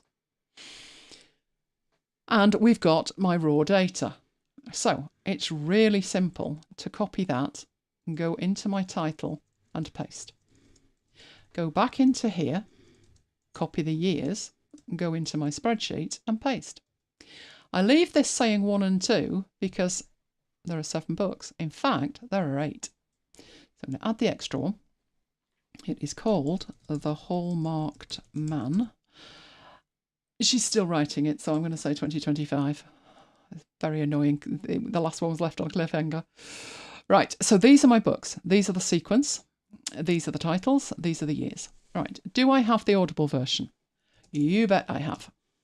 Do I have the Kindle version? Yes, I've got that as well. So that is what I put in there. Do I have all the books? Yes, except number 8. So up to 7 I've got. These I do not have. I'll put a note in there. Due for release in 2025. And I've got my table. Now, wouldn't it be lovely if I could just do that and copy it? Oh, that'd be fabulous. No, it doesn't work. But what I've done here is I've created 2 extra sheets. The formatting one does one thing. which is, if we look at it, it has added square brackets around the book titles. Because if I've read the book, I may have made some notes on the book. So there would be a page in my Obsidian, and it's the square brackets that would link to it. If I haven't made any notes, it doesn't matter. Those pages don't exist until I click on them, but it saves me having to make them links. Right. The next thing is the output. The output needs to be plain text. So if we go to the output is formatted with some magic from Mike this time. This was your text join, wasn't it? Or your trim? Something like that. It was text join. Text join. Right. And I the requirements were, I said to Mike, is there a way to join text together so it's each line is just a string? And he said, oh yeah, there's text join for that. I thought that's news to me. But there you go. So it looks complicated up here, but all it's doing is taking the titles from the first sheet. This is telling it that I want left aligned, left aligned, left aligned, centre aligned, centre aligned, left aligned. That's it. And then these are getting the formatting and the content from the other pages. And each one of these is just a string. So all I need to do is select them and copy. That's it. So I've got this pretty way of adding them. But on my output sheet, it's just plain text, and I've just copied it. So I'm going to move that out of the way. We'll move that out of the way. And what I would do in here is get a new page, and this would be Robert Galbraith. And I would actually have in here the fact that it was an author. I would link to an author page, which is not that one. Right. No. Right. Author. Spell it right for crying out loud. Author. Trying to use the tab key and I can't see. Let's just get out of the other side of it. That's better. And then I put the books underneath. So it's on my clipboard. The trick is to paste as plain text. So I have a shortcut key for that. Pretty table made in a spreadsheet. Markdown, don't even need to think about it. Don't even need to think about it. Right, that's one. But what if it's a little bit trickier? And anyway, we want to see that again, don't we? So let's bring this back on and go back to, there's my, oh, hang on. I need to get in another window. I need to be up there. And who did I do second? Oh, Johnny. Yeah, I put these in for Jonathan. Similar, very similar. You'll notice here that the way we would do that is exactly the same, but the first book is 0.5, but it can still be done. So just to show you how fast that can be done, right, I would go into my text editor, I would get rid of that, and I would paste. Command and A, Command Shift and L, right arrow, delete, move back 4, delete, Command Shift right arrow to get the dates, cut, paste. The numbers don't matter. I'm going to put those in. But what I would do with that one is select them all, Command Shift L, left arrow, delete. I am almost ready to go here. And then escape. Move that out of the way. Bring my spreadsheet back in. So let's... And what I do is I use the same spreadsheet. I just delete the content. So I would go to my source here. And I can actually with that delete everything. Because this first one was 0.5. So I need to type in 0.5. Then I need to put my number in there. And then however many there were, which I will find out. Those were the years and they need to go in there. Then I just go and get the titles, copy those, paste those into there. What have you done with that? I think I was in the cell and I don't want to be in the cell. That's better. And then I can just select these and pull them down. Go to the output. There was one more book in that one. Copy over to Obsidian. And although this isn't Robert Galbraith, we'll put it at the bottom and paste as plain text. That's what happens if you don't paste as plain text. There's plain text. Right, it can get more complicated depending on the source data. So I will go and get more source data, and let's have a new page. So we'll leave that untitled until I get my source data, which is this one. Right, this one is more complicated. Oh, it's not loading in now. Come on, don't fail me now. Right, this one's more complicated. This is a different website, but it was the only website that I could find the Hercule Poirot books. Why it's more complicated, well, maybe you can tell me. But I'm only taking the Hercule Poirot ones. But you can see straight away I've got a bit of an issue here. So I'm copying that, but obviously I've got columns where this could be a tab over to the date, and I've got description by Amazon, and I can't not select that. I've managed not to select that one, but I do actually need that year. So I do need to make sure that that is selected. Right. So really, I've got too much data. I've got far too much data. But I can't not select it because it's in a column. So I'm copying that. And I will close that and go over to here. And there is my book tables. Right. I also need my text editor because I'm going to need to tidy this up. So paste the text in. Oh, good grief. It's all right. It's doable. It is doable. It might look horrific, but the principle is the principle is the principle.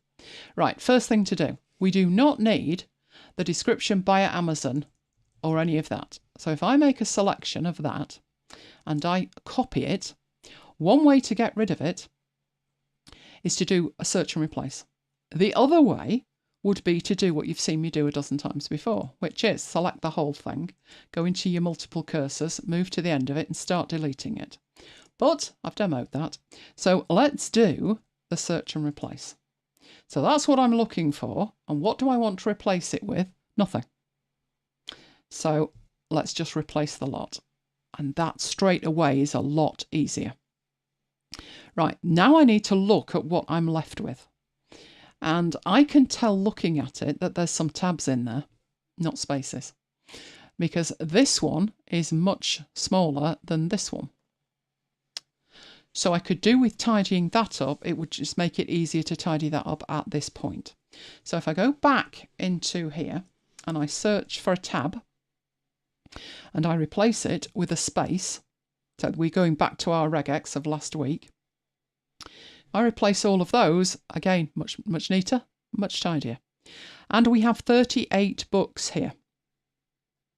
Command and A, Command Shift and L. Use the right arrow key, delete, move back 4, delete, delete, Command Shift and right arrow, and we've got the years. Cut. Escape to get out of the multiple cursors, and then anywhere at the bottom we'll just put the years in. Right, is there anything else we need to do? Oh, Zimbop. What's Sublime Text?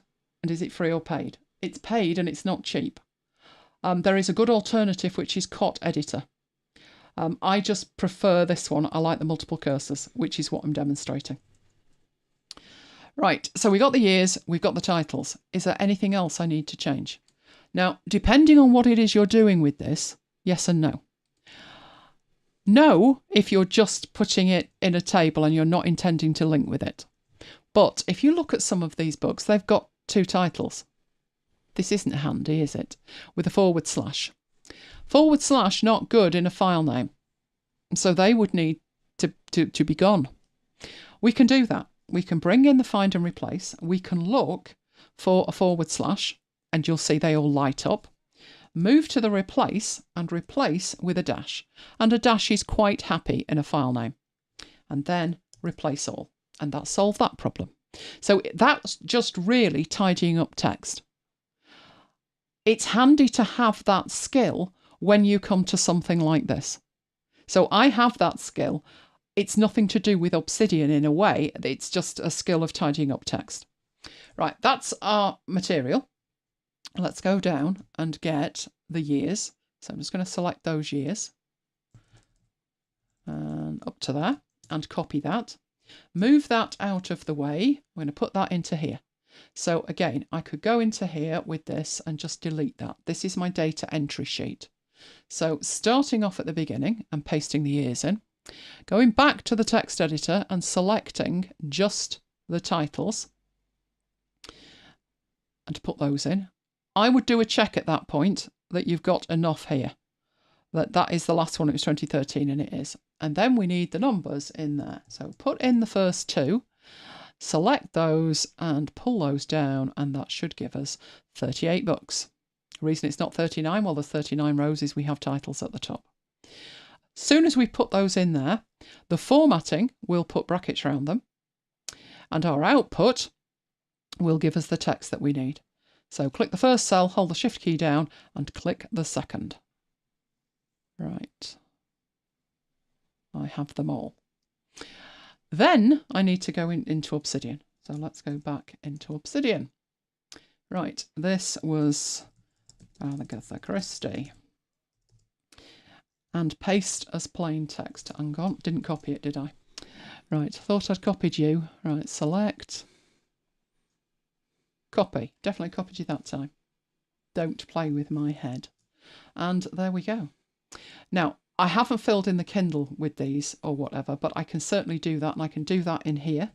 So if I don't know at that point, I can fill these in later just by putting an emoji in like that. And there is the table. How fabulous is that? Do we have any questions at that point? Yeah, Renee said, can you adjust the column widths? You can, but you need CSS to do it. It's automatic. So the way this is at the moment, you can see like the black coffee one here is wider because it's stretched it as far as it's going to because of number 11 and number 20. So you can do that, but what you would need to do is create some CSS to do it. I have seen CSS that makes it like full width and stuff. Automatically, that's what it's doing. I tend not to do that unless there's a reason. Because I'd be concerned what would happen down the line if the interpretation of the CSS or the actual syntax of the table changed. But yes, it can be done if you want it to, but just not automatically. Do we have anything else? No. All right, okay. Carol needs to rewatch when her mind is fresher. Am I blowing your mind, Carol? Right, let's get rid of that. And... right, where are we going here? Okay, right. Right. That's not bad as far as it goes, but you'll notice there are certain things that you can't do in here. This is not a spreadsheet, is it? It doesn't add up. But there again, it's a text editor. It uses Markdown. Could you really expect it to add up? Well, there's two ways that you could actually get it to add up. One is a plugin called Advanced Tables. I won't use that. I didn't use it before the tables got improved because I didn't use the tables. I'm not looking at Markdown. I am not looking at that. Not happening. Like Neil, not happening. I won't use it now because I'm concerned they won't continue to develop it because the developers are developing tables. So there really may not be a need for the advanced table plugin moving forward. So I'm not installing something that, I might never use. But there is something else. So going into our settings and community plugins and turning on community plugins and then browsing, if I type in spreadsheet, there is a spreadsheets plugin in here. Now there's more than one. I think it was this one that I used.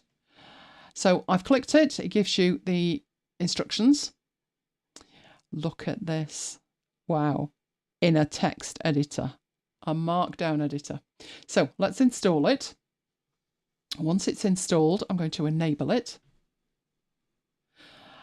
Now it does say it's based on Fortune Sheet, which in turn is based on Lucky Sheet. I've no idea what they're talking about. If you've ever used Excel or Google Sheets, you will be able to use this. It's as simple as that. Right, what I'm going to do, it's installed, it's enabled. I'm going to close that. And what has happened over here is it's added this button and it says new spreadsheet. So let's click that. Wow, we have a spreadsheet. Simple as that. Now, what I'm going to do in here, just show you, very simple. Let's put in there region. And then we have north, east, south, if I could spell, and west. And across the top, we'll have Q1 and Q2. Guess what? Q3 and Q4. Right. And I'll probably put a total at the bottom of these as well. On both sides, because we can. Right, I'm going to select the entire sheet. Don't like Times New Roman, so we'll have that Arial. Let's have this with a little bit more room so it can breathe. How cool. We'll then select these and these. So I'm making a non-contiguous selection with the Command key and to make those bold. Then I need to format those, so we'll make those a palish blue colour, like that. Our totals here and here, we'll have that formatted too. We'll make that a palish green colour. There's our pale green. And the data that's going in the middle, we'll have that a pale yellow. So far, so good. Right, I need to paste some data in. Just purely for speed, I'm going to see if it'll let me paste this data in. And it will, but it's kind of upset my format a bit. So what I'll do is I'll reformat it. So make the whole thing Arial and pull that down again. Right, that'll do nicely. And then with this, I will change the vertical alignment, put that in the middle. And I'm also going to change the fill colour. I'm going to reset it. Why that has made that white, I don't know. So can we make that black? And you come back. Awesome.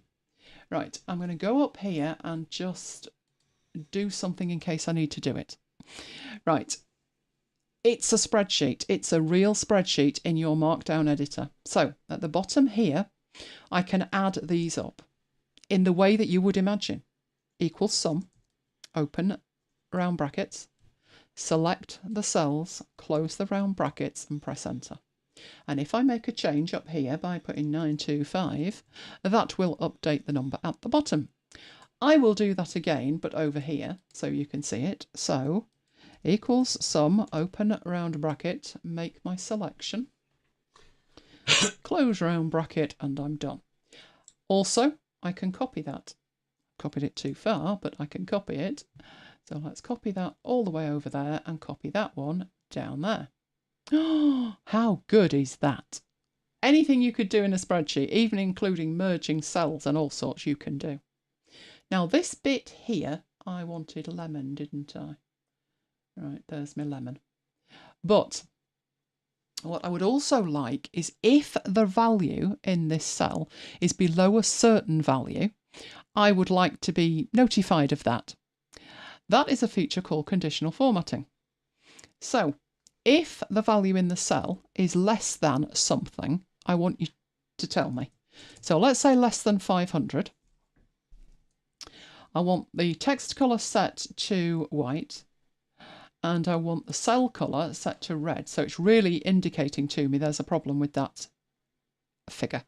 And in Q2 for the West, it was 480. And over here, it was 189, which is Q4 for the North. How amazing is that? Yes, you can have multiple sheets. I can imagine I would actually be using that. For tables themselves, so for if I wanted calculations, in fact, you know what I could do that'd be really meta, Mike? What we could try and do is take the Google Sheet that I use to make the book table and actually have it inside Obsidian. How cool would that be? Cool. I don't know if it would work. I don't know if we've got text join, but it would be cool if I could do that. So I would imagine that I'd be using this where I need calculations and I need things updating. And I need a spreadsheet and I want it in my Notes app. That is what I would be doing with it. Now, in terms of what I'm actually doing with tables, I have transferred from my vault into here something that's real and that I was using a table for. So you'll see at the top, I have a folder called Create a Day, which was this thing I talked about that I went to yesterday. And in there, I have all of the notes. So each session has a dedicated page. Obviously, I need some kind of index to work with that. And yesterday, I needed that index so I could make my mind up which session I was watching. There were 2 tracks. One was business, one was creator.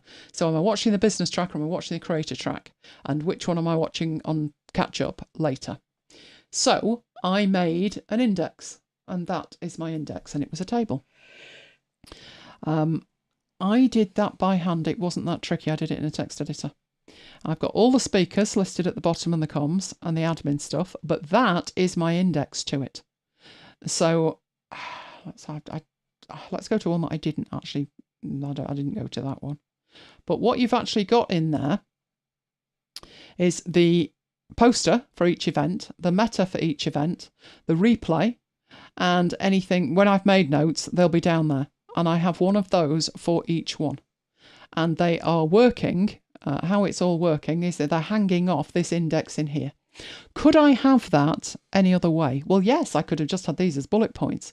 What made it really useful yesterday, being in a table, was that I could look at the time and I could look, I'm either watching that or I'm watching that. Which one am I watching? And that was how I made my decision. And then I just clicked on it and then I made notes as I went through it. So for that, I'm glad that we are at the stage we are with tables in Obsidian and not the stage we were with tables, which was shocking. It was shocking when you needed to use Markdown. Right, do we have any questions there? We do. We have one question from SFN. Yep. Can you recommend any good web clippers for Obsidian? There is a standard one, I think, isn't there? I must admit, I don't do that. I don't do the web clipping at all. I used to, and if I do need to clip something, it's like, I'll just, like maybe I'll need that later. I clip it to Evernote. That's because I'm grandfathered. We'll soon find out, actually. It's due in a couple of weeks. Everybody else is skyrocketed. As far as I'm aware, I'm grandfathered on cheap. But only time will tell. I did also clip to Notion, but I never clip to Obsidian. My rationale is if it's in Obsidian, it's in my words. What I do instead is I use Readwise that I mentioned earlier, which acts as a staging post. And the other thing I do is use drafts. So I couldn't recommend one because I don't really use it, but I know there are a lot out there. I would take a look at the workflow first and then contemplate from there what I need to do with it. So I've changed my workflow. When I talked on the week at MacBites headquarters about Readwise, Readwise's feature changes meant that I was able to look at my workflow and totally streamline them. It's made a massive, massive difference. So I would think about what it is you're trying to achieve, and maybe there's like a staging post on the way that might work. Or you may find one that just clips and you're happy to do that. But no, I don't use one, so I couldn't recommend one. And Neil says, can the spreadsheet be embedded into the note instead of being a spreadsheet? I haven't managed to do that yet, so I'd have to say no on that one. I had a note open when I tried to insert the spreadsheet. Let's see if we can go here. Can we insert a spreadsheet? No, not in terms of, or even doing that. No, it doesn't look like it. I'd have to have a longer look at it. It would be handy, but I wouldn't be surprised that it couldn't, because it does say sheet next to it. So it's definitely, it's like Canvas. If you added a canvas, it would say Canvas next to it. So I'm assuming this is not a note. This is a framework around the thing that makes the spreadsheet work. So I'd have to say no, but there may be a way. If I find a way, I will let you know. Oh, poor Simon. He's just discovered Sublime Text is $99. Yes, but it's worth every penny. About the same as BB Edit. BB Edit used to be so expensive, but they were a good company as far as I was concerned. When I moved to a Mac, I had been using EditPad Pro, which was from, is it JGS? Just great software. I think it was a guy in the Netherlands, a single developer. And obviously it didn't work on a Mac. So I'd heard great things about BB Edit. It was the only text editor I'd ever heard of on the Mac. And I looked at the price and was like, oh dear. But they did offer, if you were switching to BB Edit from something else, they offered a discount. And I thought, well, that's great. But I'm switching from another app on Windows. I thought it's worth a try. So I wrote to them and said, I've just moved to a Mac and I've been using JGS. I note that there's a discount if I'm moving from something, but would it count if I'm moving from Windows? And they wrote back and said, absolutely. And they more than half the price, which meant I could have BB Edit. So I do have BB Edit. We talked about text editors last week. I have BB Edit, I have Sublime Text, and I have Cot Edit. The reason that I use Sublime is it's just amazingly fast for me to use shortcut keys. But Cot Editor is pretty awesome as well, and that's totally free. She has several, but they're all in use. Exactly. Right, we've got any more comments there? No. I can't see too well. No. Right, okay. Let's lose that then. And head into... Yeah. Freebies. I promised lots of freebies, didn't I? Oh, I did. They are all to do with OneNote, which is a great option for an unlimited Canvas notes app. Do you know I still have notes in there? I have to have it installed because I've got notes in there and I haven't transferred them. But if I do transfer them, I make a note that I've transferred them. That's meta, isn't it? You use this at work, don't you? I do. Probably because it's the only thing that you can use. Yeah, you won't be able to install anything else. So what I have in here is a link to a page. I think it's on Microsoft's site. And what they've got is 4 eBooks. So the first one is for OneNote 2016, that's tips and tricks. I wouldn't be put off by the fact it says 2016 because that was the zenith, wasn't it, of the development? Yeah. Yeah, it was all downhill afterwards with that Windows thing. That was hideous. So these are still relevant. Everything in there is still relevant. The other books are dedicated to certain things. So we have OneNote Essentials. So if you are new to OneNote, and there is a Mac version of OneNote, there is an iOS version of OneNote. OneNote's available on every platform.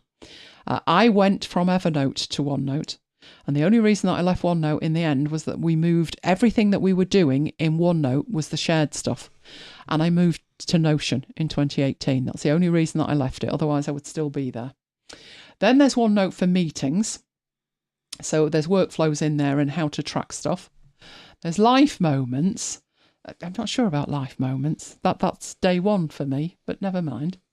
There's team collaboration as well. So all of those 5 books are completely free from Microsoft. So go get the link. Right. How often are there Sublime Text paid updates? I think they moved to a sort of subscription thing. When I say sort of, there are as many different subscriptions as there are apps. I think it's 18 months. So you pay an amount for 18 months, and within that 18 months, you get all of the updates. At the end of the 18 months, you can carry on using the version that you have, but not install the updates. So it's that kind of subscription. To me, it's worth every penny, but I have that open multiple times a day. I think it would depend on how often you use it or what you're using it for.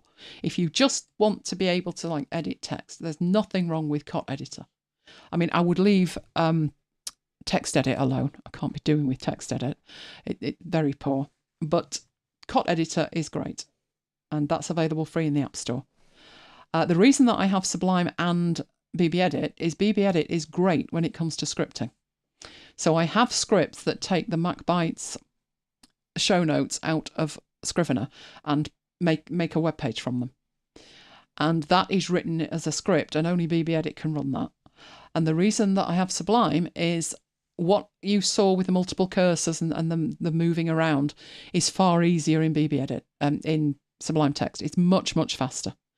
When I was doing HTML, you had to know different commands to wrap around words in BB Edit.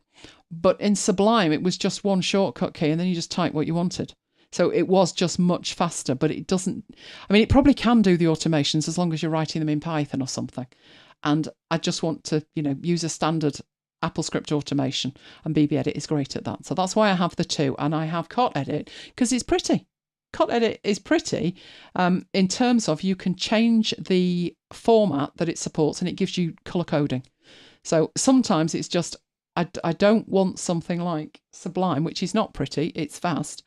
If I'm sitting looking at text for a while, and I may want it colour coded. Yes, BB Edit can colour code, Sublime Text can colour code, but Cot Editor is pretty. So let's look at Cod Edit. Let's bring that up there.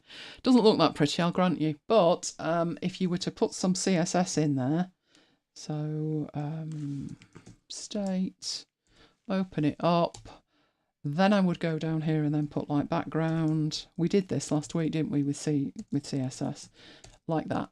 Now, that's not color coded, but up here you can tell it what you're working in and it will color code it. And obviously it's not only color coding it, it's changing the font and all sorts, and all of that is configurable, and that is totally free. So happy to recommend that one. Right, no more questions? Nope. Right, okay. We will move on then. Hang on, you're not moving on. Why are you not moving on? There we go. Right, we're going to be cooking up a storm in Affinity Publisher. So I'm doing two things with our magazine today. Last week, when I mentioned styles and how they worked, Renee asked a question, so I dealt with that. But in the week, I've had another 5 people struggling with textiles. So what I'm going to demonstrate is transferring an entire style library from one file to another. So with this demo that we're working on over the next few weeks, it's quite possible that you would have one person writing one section for the magazine and somebody else writing another section. And that could give you problems in terms of matching the styles. There needs to be a consistency across it. The other issue would be, are you putting it together as a book? So we've already had a question on that tonight. Right. So how would you transfer an entire style library? Now, this is something that you may do because you have a need to do it.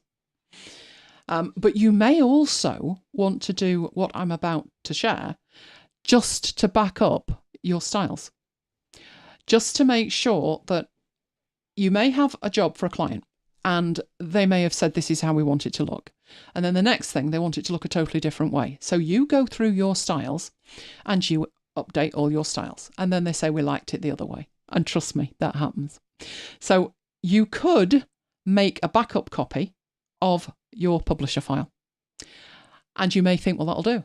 When I change it from, red to green, and then they decide that they don't like the green and we're changing it back to red, I'll just go back to the red one.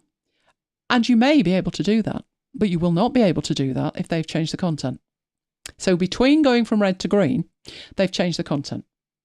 You will be murderous. You would, however, still be able to recover the situation if you understand how the styles get transferred between files.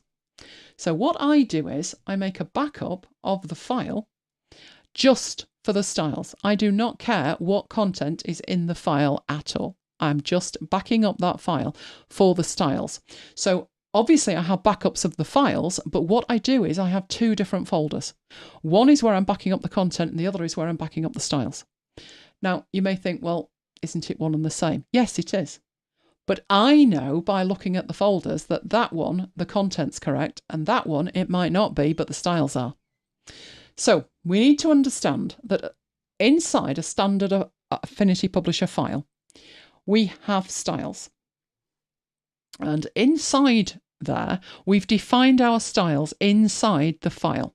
Now, the question came up last week, can you change your default styles? Yes, you can. And you can do that in one of 2 ways. You can do it globally inside Affinity Publisher by overwriting the defaults.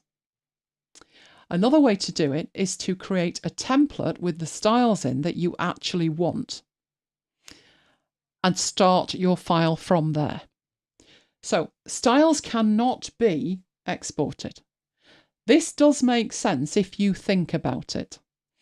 Right, they can't be exported because they would need to be exported to a certain format. Well, why reinvent the wheel?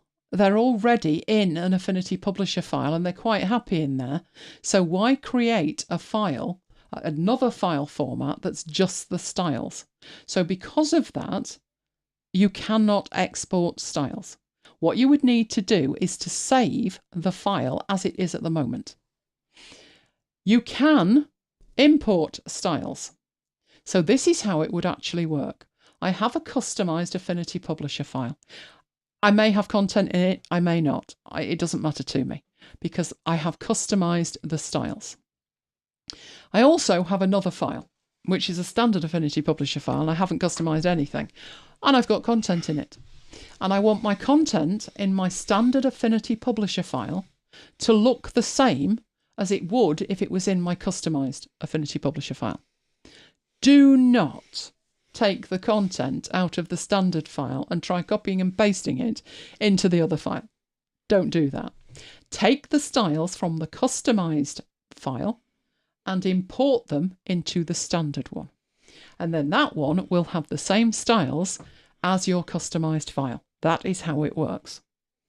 Now, we did talk about text styles greatly, and I think I did put the link in for this, Mike. You did. It was a couple of years ago. We did a whole session on mastering text styles where I talked about that in a little bit more detail. But what I'm going to do tonight is actually show you how that actually works. If you want all the rest of it about styles, then go check out the video. Right, so we need publisher, and I need my data folder. So publisher's thinking about opening. There we go. Not bad. Right, I have created a file in here, and it is literally just to show you a standard file. Now, I have this file. These are the standard styles that ship with Affinity Publisher. So a default heading 1, a default heading 2, default body styles, bullets and indented bullets. And I have this file, and this is the file that I format when I'm looking for what my style should look like. So I could end up with something that looks like that. So first off, let's see how we actually do that from the original file.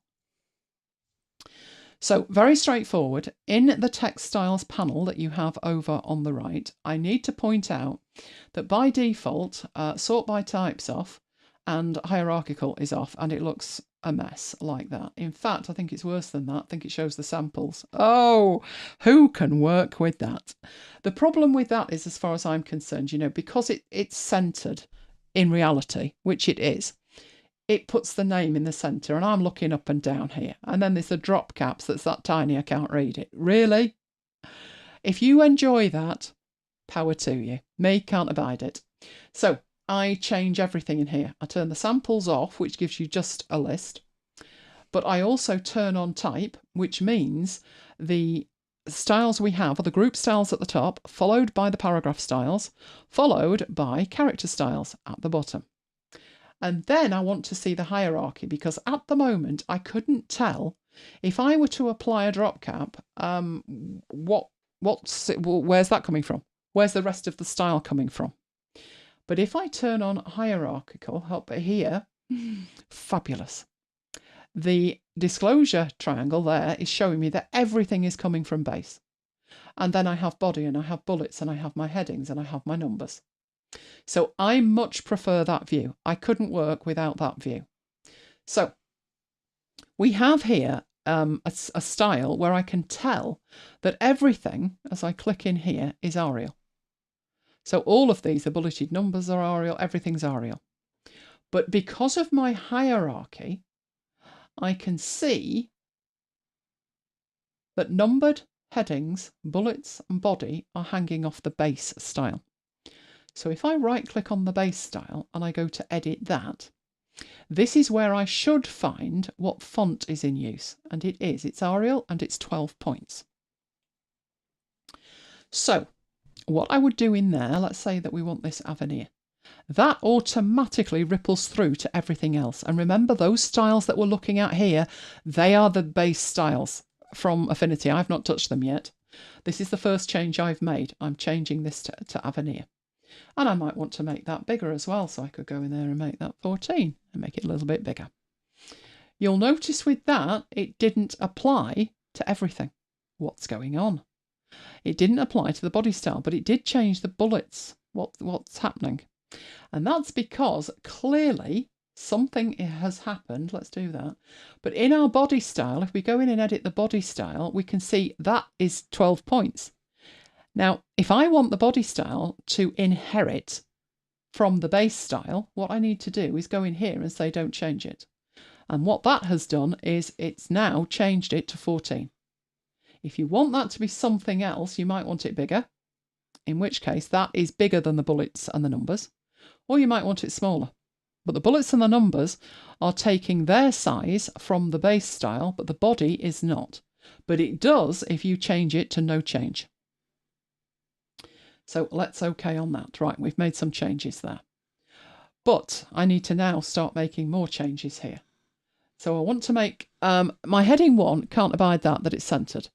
So best thing I can do is make sure I've clicked within there, right click on a style and edit it. Now there is a difference here. There are 2 ways to do it. I would recommend this way, where you go in and you edit it. And you would set that to wherever it is. Has it done it automatically? Let's have a look. Oh, I can never find these in here. Where on earth are they? Win paragraph. Center alignment here. So I would go in there and I would choose left and do that. Now, doing it that way, I know all of them have changed. So let me show you if I undo that and then go down to here and I happen to put in another heading 1 and apply heading 1. You may be tempted to come in here and think, oh, heading 1, I want that left aligned. So you click left align and it does indeed left align it. It does absolutely nothing with the first one. At that point, you've got an exception. So it is a heading 1, but you've got an exception. At that point, what I would do is go across to my heading 1, making sure that I've selected, or clicked inside the paragraph. And I would right click on there and say update heading 1. If you look at the heading 1 at the top, that will then left align as well. It is probably better to go into the style and make the change, because you could, on a certain page, maybe only have that style once and think you've done it and you actually haven't. You haven't updated it. Plus the fact it's a 2-step process. The only benefit of doing that is if we update that again and we take it back to here. It's far faster, rather than hunting around in that dialog box with 77 pages in it, to just click, I want that left aligned, and then update it. And I've not had to touch that dialog box. So there's a benefit to it. Right, then we've got our body style here. Now that is formatted with the body style. So if I wanted to make a change to that, I would make a change at that level to the body style. Right, this one has got the drop cap applied to it.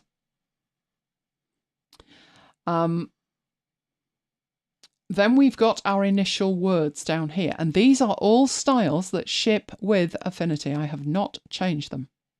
But what I will show you is how to edit these and customize them. Isn't there an update button somewhere on the menu? There probably is. I never use it. Leave it alone. I like to know that I've actually done it. Okay, so what we've got in here, this one is our drop cap. So if I right click on this and edit drop cap, we looked at this last week in the drop caps. This is where the drop cap is actually defined. So I can change that to be 5. I can also change the style. Now, I need to choose, for this to work, a character style. So I'm going to leave that at 5. That's absolutely fine. Down here, I'm going to make a new character style. So I'm going to give it a name. I'm not going to call it drop cap. I'm going to call it drop cap character. So I know it's the character style. From in here, what I'm going to do is change the text fill, and we'll have that to a red there.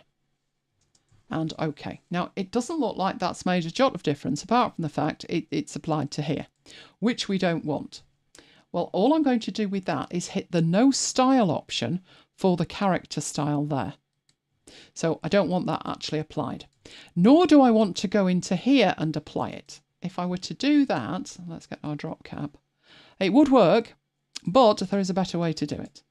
So let's undo that. I'm going to go into the drop cap style and edit it.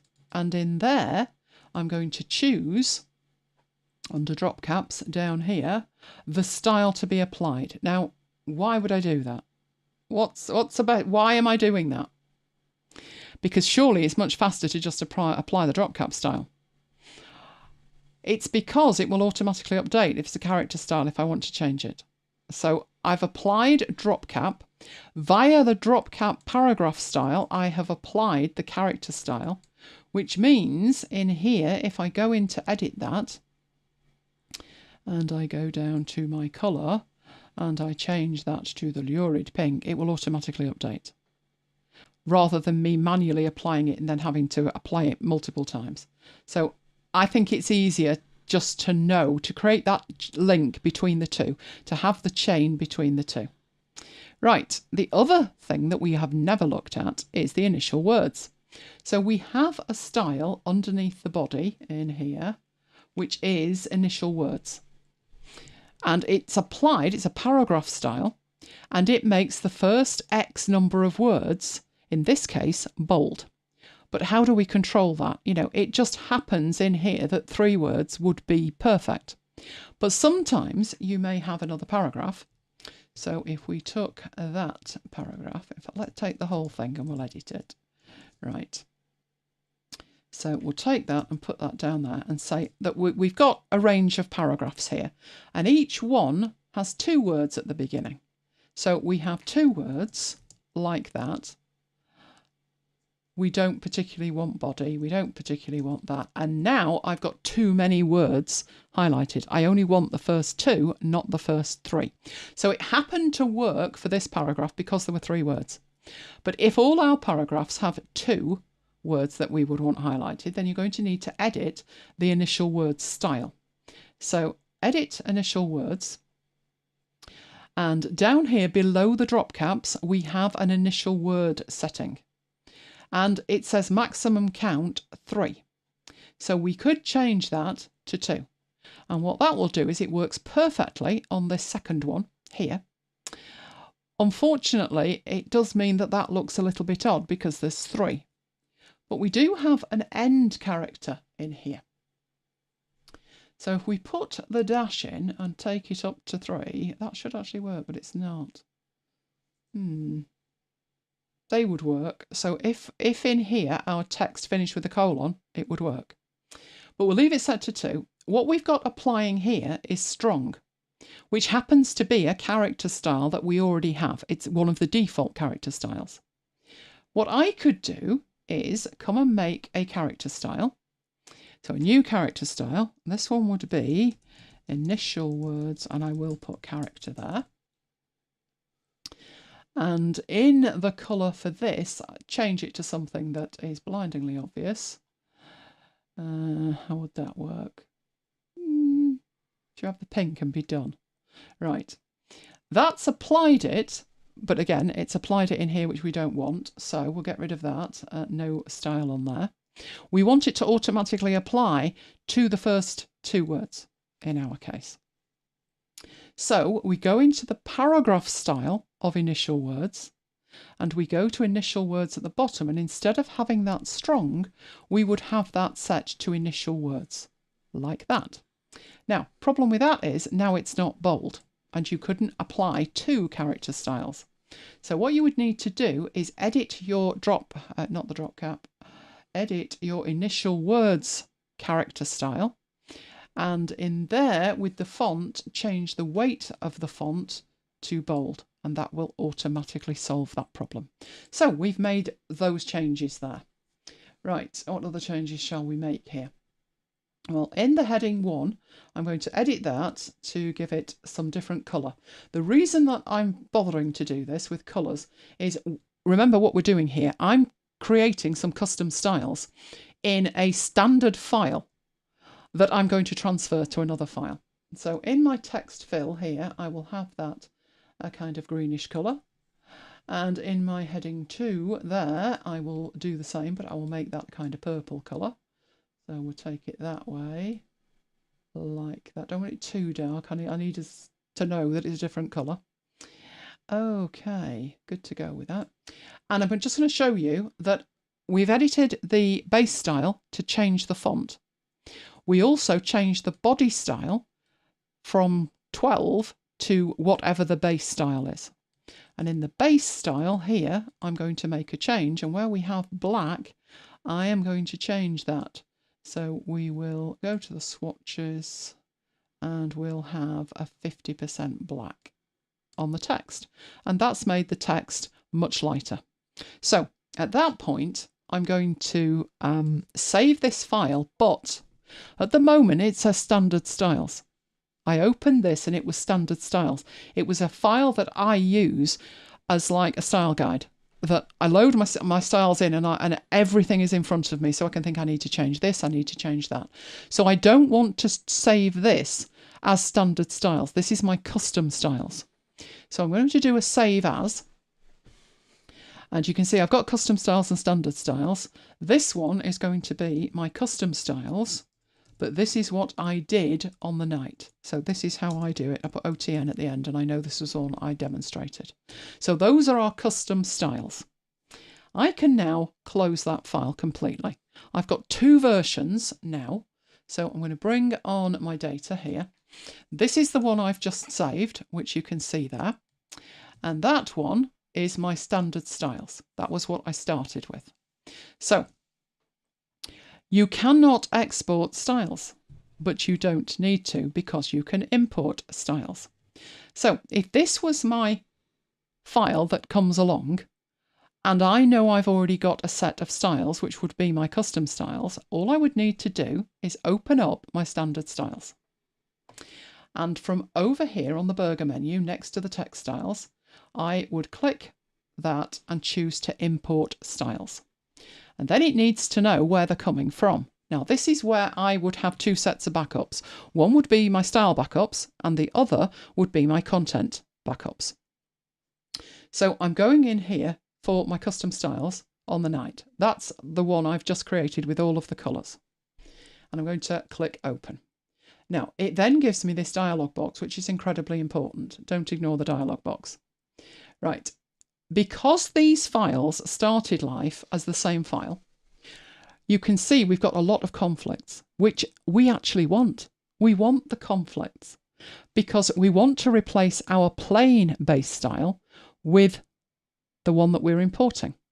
But sometimes you might not. And that's what this gives you the option for. So let's find one that's just on its own, like heading 1. The first thing you need to do is to click on the style. And you'll see that the incoming style is defined at the bottom and the current document style is defined on the right. So we can see on here, one of the changes I made, in fact, the only change I made, no, there was 2 changes, wasn't there? There was 2. I changed the alignment as well. This one's aligned to the centre and this one I aligned to the left. So what they've done with that is they've just taken away the centre alignment. But this one has a character fill on it. So this is what is coming in. This is what is in the document right now.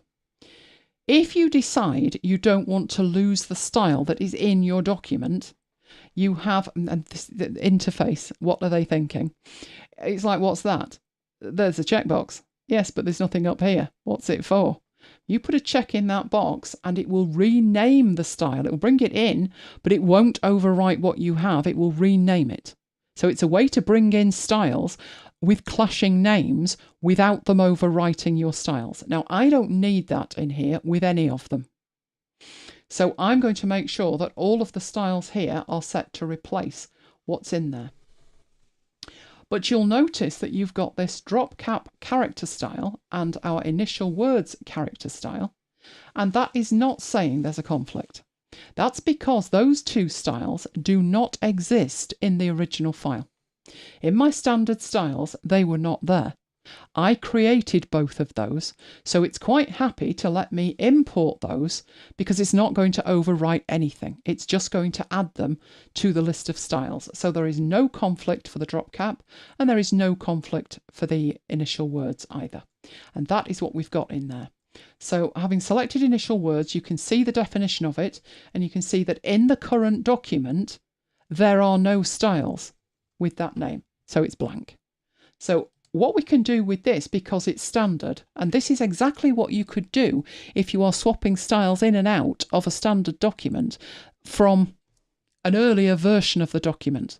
It's a way to externalize the look of it without being concerned about the content. The 2 are totally separate. So you'll notice that in this file, this is the standard styles that I'm overwriting, but you'll notice the file it's coming from, the one I've just saved, I added extra paragraphs at the bottom, and they're not in here because that's content and it's in a different file. All I'm doing is bringing the look of the second file into the original file and overwriting the look of it, not the content. So all I'm going to do with that is click OK and boom, everything is updated. So in here, nothing has changed apart from we've got an extra style, which I did not want to apply to all of it. We have our drop cap style and we have our initial word style that are both character styles, but everything else in here has the same name, but it has automatically updated the look of it. Do we all get that? Do we have any questions on that? No. Okay, so that is bringing the styles in and automatically backing them up. Right, the other thing I'm going to do is we'll lose that. We have some branding to think about. So what I've done is I've created an Affinity designer file and I've put in there, let me move these so we can see it. Oh, it was easier to see on a bigger screen, but we'll do that. I have just put in what's going to be the masthead for it. It was Foodie magazine. Unless you're going for something quite Swiss and plain, that's not a good look. It's not really what we're looking for the magazine. The reason that I've done it in designer is I may want this for branding elsewhere as well. So I'll design it in here and then I'll use it on the front cover. So first thing I needed to do was install some fonts, and we all should remember how well that goes for me. It doesn't go well at all, does it, Mike? And bad words are said. Because this machine will not install a font without rebooting. The font's there, I can see the list, but I don't see the font. Anyway, today it's in a really good mood and it did it. So I'd gone through the process of closing everything down like a muppet, ready to reboot. And then I opened up the font thing and installed the fonts, and I just thought I'll give it a go. And I went back and it was working. So then I opened up all my apps again and carried on. So I've got some fonts in here that I want to try for these. I actually think I've got a font that is just about perfect, but I did install, let's move these out of the way. Let's put that over there so we can see it, but let's have a look at some of these. So going through these, it gives you a kind of preview of what they look like. And again, I think most of these are far too plain, but I did add a whole range of them with alarming names. I know one of them starts with a C, but I've got all these options that I've got in here. And I have installed a range of the ones that I thought would maybe work for a magazine like these. Did one start with a V? Oh, I've got lots of them in there. But the one I thought would work best, that's not working too well, is it? Right, I had a strange name. Oh, what are you doing now? If you've vanished, there will be bad words said. There'll be more than bad words said. I don't believe this. It's vanished. I'm sure it started with that. That was one I installed. That one. I can't remember what for now. But it should have started. Oh, I'm going to need my list now. Oh, for crying out loud. Let me get back to Obsidian where my notes were. Right, what have I got in here? Yes, the font has vanished. How dare you? I can't do a demo if I haven't got the font. Right, well, I installed all the others. Let's see if any of the others are there.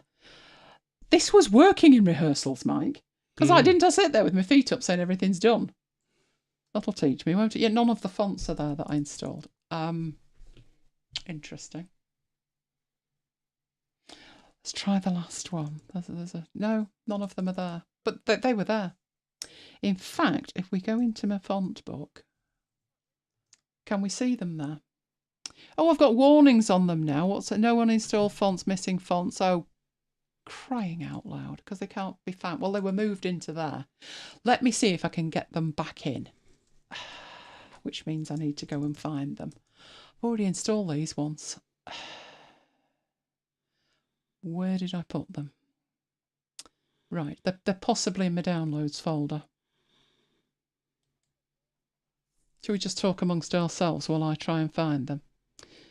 Right, installs. There they are. Right, shall we try that again then?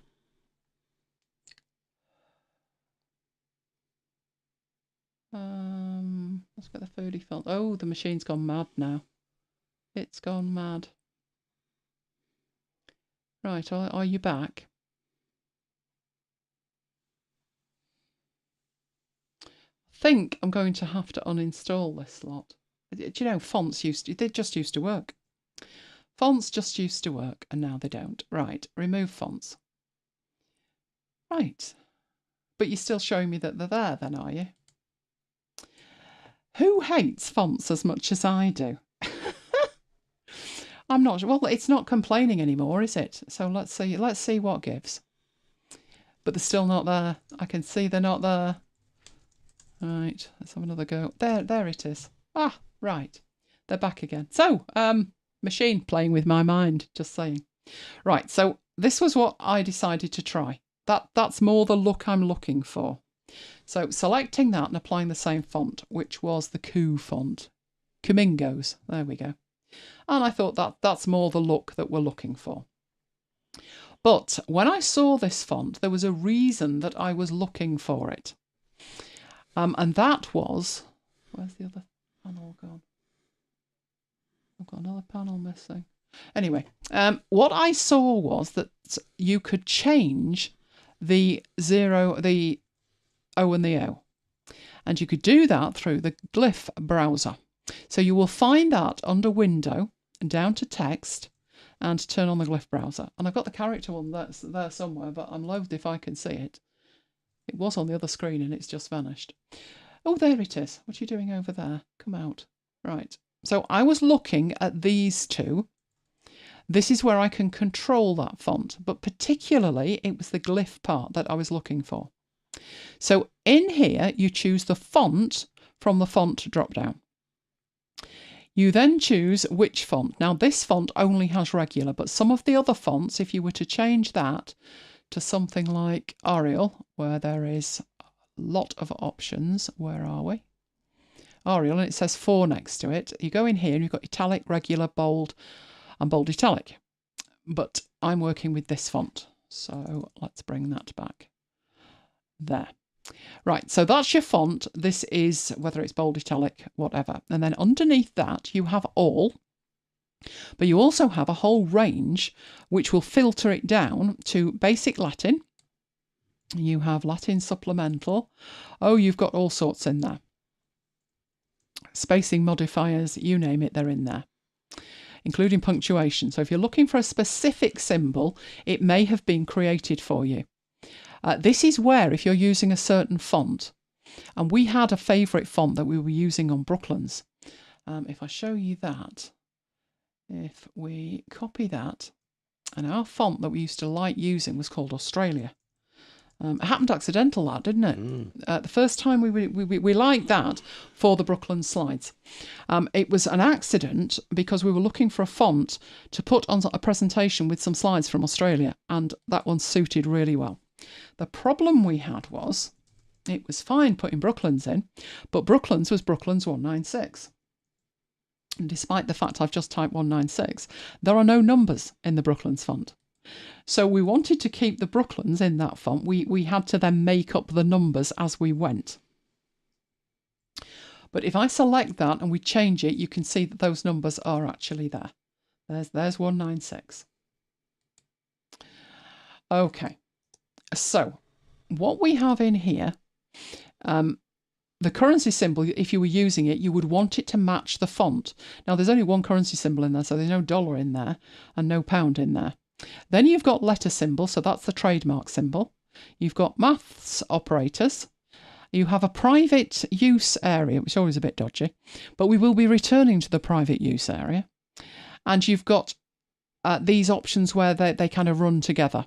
So if you'd got like ST at the end, like first, it would be more decorative. Now, what we've got here is the O and the O. And if we go back to that private use area, there was an option there to use that instead, which is a nice look, given that it's going to be the masthead. I think that's a little bit too small, but what you can do in here, I went to this and I made, I think, the whole thing 650. And then I grabbed just the middle two. And if you did want to make that it was the same size, I changed that to something like 870 or 860. And I think you'd need to do something with the kerning on the F, but if you wanted it the same size, you could do that. And I would probably tighten that gap a little bit. Right, then I think I decided, take the magazine thing here, have that lined up with that, but only as far as the D there. And that would be our masthead. Now, what should I do with that next? Should I convert it to curves? Should I make it an image? What should I do with that and why? Have I ever tried font base? I gave up on font managers years ago because Suitcase was one I used and it was great. I used that on Windows and I think I had the Mac version. But it just added another layer of complexity to it. So to be honest, no, I just use the font book. I know you can manage them with Eagle, but I told you I had problems trying to get these installed. And why they disappeared, I have no idea. But, that seems to have fixed itself, so I'll leave it. Now it's not broken. Got another question there? No. Was font base the one that was added? Is that in setup? I think the one I was looking at went subscription, but my problem with font managers was they all kept just dying. They would, a great font manager would come out, and I don't think they could make money on it, and then it disappeared. So in the end, I just decided not to bother. Also, moving between machines. So like Renee, I would probably use Eagle if I could get it working. This machine, every other machine in the house is fine. It's just this one that has a mind of its own. So I don't really mind doing it with the font book because at least that's built in. And what I do with the fonts, I keep fonts as standard assets in Dropbox. So my organisation structure, I've got a folder full of assets, and then within that, I would have fonts as one folder. Yeah, I tried that, Renee. Just tick the box in Eagle, and it doesn't do it. It just will not work on this machine. I don't know what Apple have done, but it will not work. I'll give it another go, but I've not had any success so far, put it like that. Right, so should I convert this to curves? Let's have some yes or no's in the chat. Should I convert it to curves? And what's your rationale for that? Now, one option is, if I convert it to curves, then I've got one thing that I can use as a masthead. But is there a disadvantage to doing that? Renee, Brooklyn's good times indeed, except when you needed numbers and you couldn't have numbers with your font. Fontbase is a subscription. I think it's only $29 or something. I remember seeing it and I did contemplate trying it. This was probably about 2 years ago, but I just decided it was just another layer of management that I didn't need. And the machine didn't slow down at how many fonts were installed. And when you could install a font and uninstall a font without rebooting, it wasn't too much of an issue. I need to work out what on earth is happening with this machine and then fix the problem in there. That's what I need to do. Right, so would I make an image of that? I probably wouldn't, because with it being a magazine header, you may want to change the colour of either the whole thing, which obviously you could do if it was curves, but I might just want to change a couple of letters, particularly these two. So I may have something, and we may be looking at just changing that on one front cover. So I would probably leave this like this. Pete's saying group it and convert it gives you more control over the colours and texture and maintains the aspect ratio. It would, but I'm thinking I may want to alter things like the kerning in it, maybe change the size of the two O's. So I might decide to leave that. It would depend. I'd probably have multiple versions. But with it being a masthead, I'd like the flexibility to be able to use different colours. I would say so. But at that point, that could be my masthead. And obviously, because these are in Affinity Designer, I can simply go to Affinity Publisher. I will make a new file. We'll just have a standard one. That would be our cover, and I would be looking at putting it on there. Obviously, bringing it in. It is pretty large. So let's do that and get it in position. So I would leave a bit of a gap at the top, depending on where I'm putting the pricing and the issue. But I might want that quite close to the top. And that's the beginning of our cover. Obviously, you need to fit quite a lot on the cover. What haven't I done so far that I might want to do, given that that is still text? There's a question for you. With it being text, I could make a text style. And that way, something like the style I would put on the magazine here, I could apply elsewhere as headings throughout the document. Whereas if it's curves, it's not a style. So it would be more difficult to tweak it in that way. There's no right answer. The way that you choose to work is the way you choose to work. I would make a style, I think, definitely for this bit, in case I want to use that elsewhere. So I'd be looking at making some kind of style guide here before I lose myself. The other thing that I haven't created so far, would I put it on a master page? I could do if I wanted a master page for the cover, and then I could apply that. But most of the time with a magazine, you tend to be, especially on the cover, you tend to be manipulating things and bringing them up and down in the stacking order. So for the cover, I might not bother. It would depend. I don't see much benefit unless I want to have like 3 or 4 different cover styles, because what that cover would need at the moment, as well as like the barcode and the pricing and the issue. So a cover has quite a lot of text styles going on, but it also has like spoilers for the stories or little sneak peeks. And I'd probably need styles for that as well. Before I create that lot, the way I would choose to do it is I would add something else to this that we haven't looked at yet. Last week we did a basic layout just to get going. But when we're looking at the text styles and we're starting to look at assets like this, I should probably go to the master file that I'm going to use for this while I'm creating it and create something. And the something that I should create is a document color palette. And that way, my colour palette colours, my global colours, can ripple through the text styles and I have a waterfall of correct styling.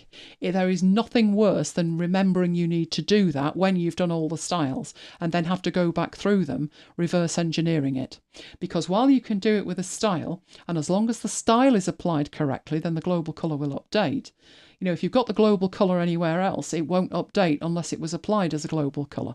So global colours are what we will create next week before we start making the actual textiles to ripple through the document. But do we have any questions on that? No. Nothing on that at all, do we not? Right, I'm catching up there. I will have a look at it. It probably won't work for me, will it? Probably won't work. Right, let's go into here. So there is that mastering text styles in Affinity Publisher, that couple hours session, I think it was. Might put the link in for that. And coming up, we will be back next week. Oh, it's the 19th. How did you get to be the 19th of April? Yes, I'm still mentally in I won't say February because I don't like January and February, do I? I would say March. On demand, you will find everything that we've done at youtube.com/ElaineGiles, including our playlist. You know what I need to put at the end now, don't you? Our resources page. Yes, because we now have a resources page as well. So if you missed it at the beginning, I will put that in again. You put the link in and I'll go to the... Where are we? I've got you in that bar of chocolate again. Where are we? There we go. Right, so we'll switch to that. We now have a resources page which was built in Notion and enables you to upload a file if we've asked for a file so we can troubleshoot for you. It's got the calendar in it, it's got all the websites in it, it's got all the YouTube links in it, all our social links and direct links to all of the Affinity sessions. So you will find that at macbites.co.uk/resources. That link will not change. You just need to remember that one link. And everything that we do is available from that page. And yes, we will be keeping it up to date. So that was the first thing that we talked about tonight, and Brains here didn't put the slide at the end, only at the beginning. Right, we love you guys. You love us. Can you give us a like? Because it really makes a difference. And not just a like. No, you can subscribe as well. Who wouldn't want to subscribe? And that way you get notifications. Then there's the comments. Oh, the comments. Right, you can only leave a comment on a live stream after the live stream has finished.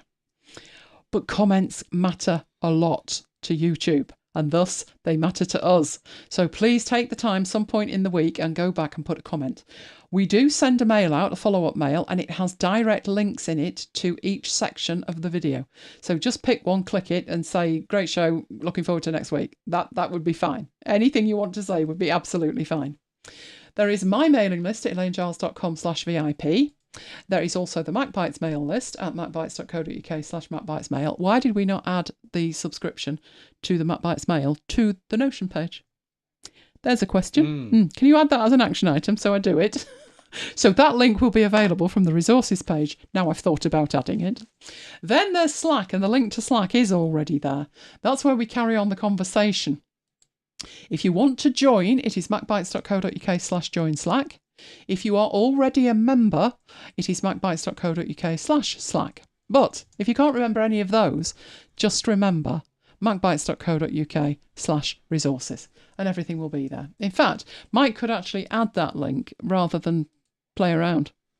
But you probably don't want to touch the Notion page, do you? No, in case you break it. And then I would shout. And it's our anniversary and you don't want me to shout, do you? No. I don't want you to shout if it's not our anniversary. No, but particularly on our anniversary, you don't want me to shout. So, let me Would you shout? No. Would I ever? Me. Model of decorum. Aren't I, Mike? Let's see how long it takes for him to answer that. Right, okay, there you go. That's how you can contact us. I should probably put that on there as well. Make a note of that, Mike. Need to put the resources on the last slide. Oh, need to update the slide. Good grief. Right, do we have any other questions? Do you know, I can't see all the questions on there. I'm missing the bottom. Right, have I noticed an improvement with all of YouTube? Sadly not. No. It had reached ludicrous proportions the week that we decided to come back. So it's idiotic. The stats were shocking. So I thought, well, they can't be worse if we do a show. Oh, how wrong was I? The problem is, if I actually go to YouTube, and I used to type in Affinity Publisher, my stuff came up. You go to YouTube now and you type Affinity Publisher, my stuff does not come up. It's way down the page.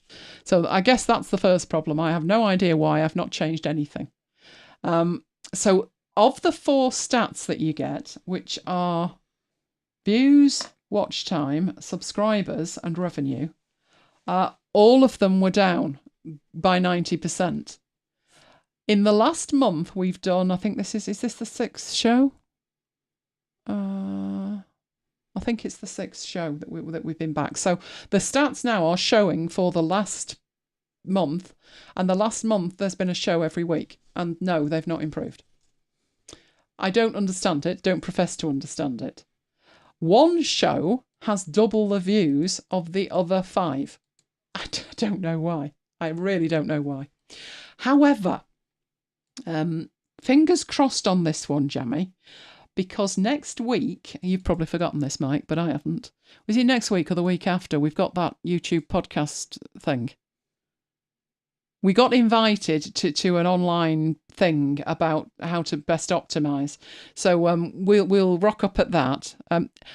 Who thought 8 o'clock on a Friday night was a good idea while I'm trying to get ready for a live stream? But we've said we'll go. So we're going to go along and see what they've got to say, because After Hours is listed on YouTube as a podcast. And that did make a massive positive difference when we did it. What's happening with it now, I've no idea. So that's the short and the long version. The stats are still shockingly poor by comparison to what they were about, well, from October to January, end of January, which was why we decided, okay, everything's calmed down, this invalid traffic's gone away, we'll bring the show back, and then everything tanked. So we're still in that area, but we're going to press on and we'll attend this session, have a talk with them and see what comes of that. So that's where we're at, Jamie. Sounds like they've deliberately throttled the account. It does. That's what it feels like. And when you look at the stats, that's what it looks like. I do have a saved search on Google for my name, like most people do. Do you know what's really depressing with that? When you get a mail that says you've been, Elaine Giles mentioned on Google, and you go and it's an obituary. That's really bad news. Oh, and the other thing is that councillor in Sandwell. There was a lady and she was a councillor in Birmingham, which is about 100 miles south, 80 miles south. And there was another lady, wasn't there? She was the ticket manager. Was it Brighton? Portsmouth, that's right. The ticket office manager at Portsmouth Football Club had been there for like 60 years and her name was Elaine Giles. And there was a load of stuff came out when she retired. And then sadly, about a couple of years after she retired, she died. And again, I was getting mails about it. Oh, don't do that. Right. SFN has said, for what it's worth, YouTube have been showing some of the recent videos in the feed. They didn't used to, even though you subscribed. That's it. I mean, I'm subscribed to things and I never see a video. And I'm like, has that person posted? And then I go and yeah, there's been like 9 videos and they've not told me. I think some of them I'm even on notifications and I don't get anything. Another thing it did was, many years ago, I wanted to be notified of comments because otherwise how am I supposed to know? I'm not clairvoyant. And I turned on notifications for comments. Again, nothing came through. And then randomly, this was about 2 weeks ago, I got one email that said there was a comment. But when I went, there was like 20 comments. So I've no idea what they're up to. Hopefully we'll get an opportunity to ask some questions at this event, or at least get an idea of what they're thinking and then make a decision on it. Because I'll be honest, the way it is at the moment is not sustainable. It is not sustainable. We would have to think of something else. Now, obviously, something else is going to involve more expense for us, and that would make it even less sustainable. So we need to know what they're up to. The people that they seem to be promoting are like, well, I attended this session, and this guy puts up 125 videos a week. You're wondering, aren't you? He takes an hour session and breaks it up into 1 minute to 3 minute videos and then posts them separately and suggests that I do the same with After Hours. I mean, I'm sorry, life's too short, isn't it? How on earth am I supposed to do that and create content? 125 videos. And I thought, you know what? All you're doing is training people to have the attention span of a goldfish. After Hours is like, what we're up to now? 2 hours 50? If you want a goldfish video, After Hours is not the video for you. I'm not sure what I could extract from After Hours that would fit into 1 minute. But there you go. People seem to like that. Thank you for all the happy anniversary messages. I'm much appreciated. You found a MacBites which serves burgers in London. Wonder McDonald's haven't had them, isn't it? MacBites is on Twitter. I tend to post on my account, I'll be honest. That's just something that we need to sort out. No one's going to watch those videos. The guy's a numpty. He was one of these people. I tried to describe him to Mike, and I said, you know what? I can describe this guy in 2 words, and you'll know exactly what I mean. Gary V. So Gary Vaynerchuk was, wasn't it wine something? Yeah. He did wine tasting videos and then got into, like, I would call it quite toxic, forceful sales tactics. But that's his persona. You know, he's a real New Yorker with such attitude. Amazing if that's what you like. And he would put up like videos and push. And this guy was so similar to him. His delivery was similar to him and everything.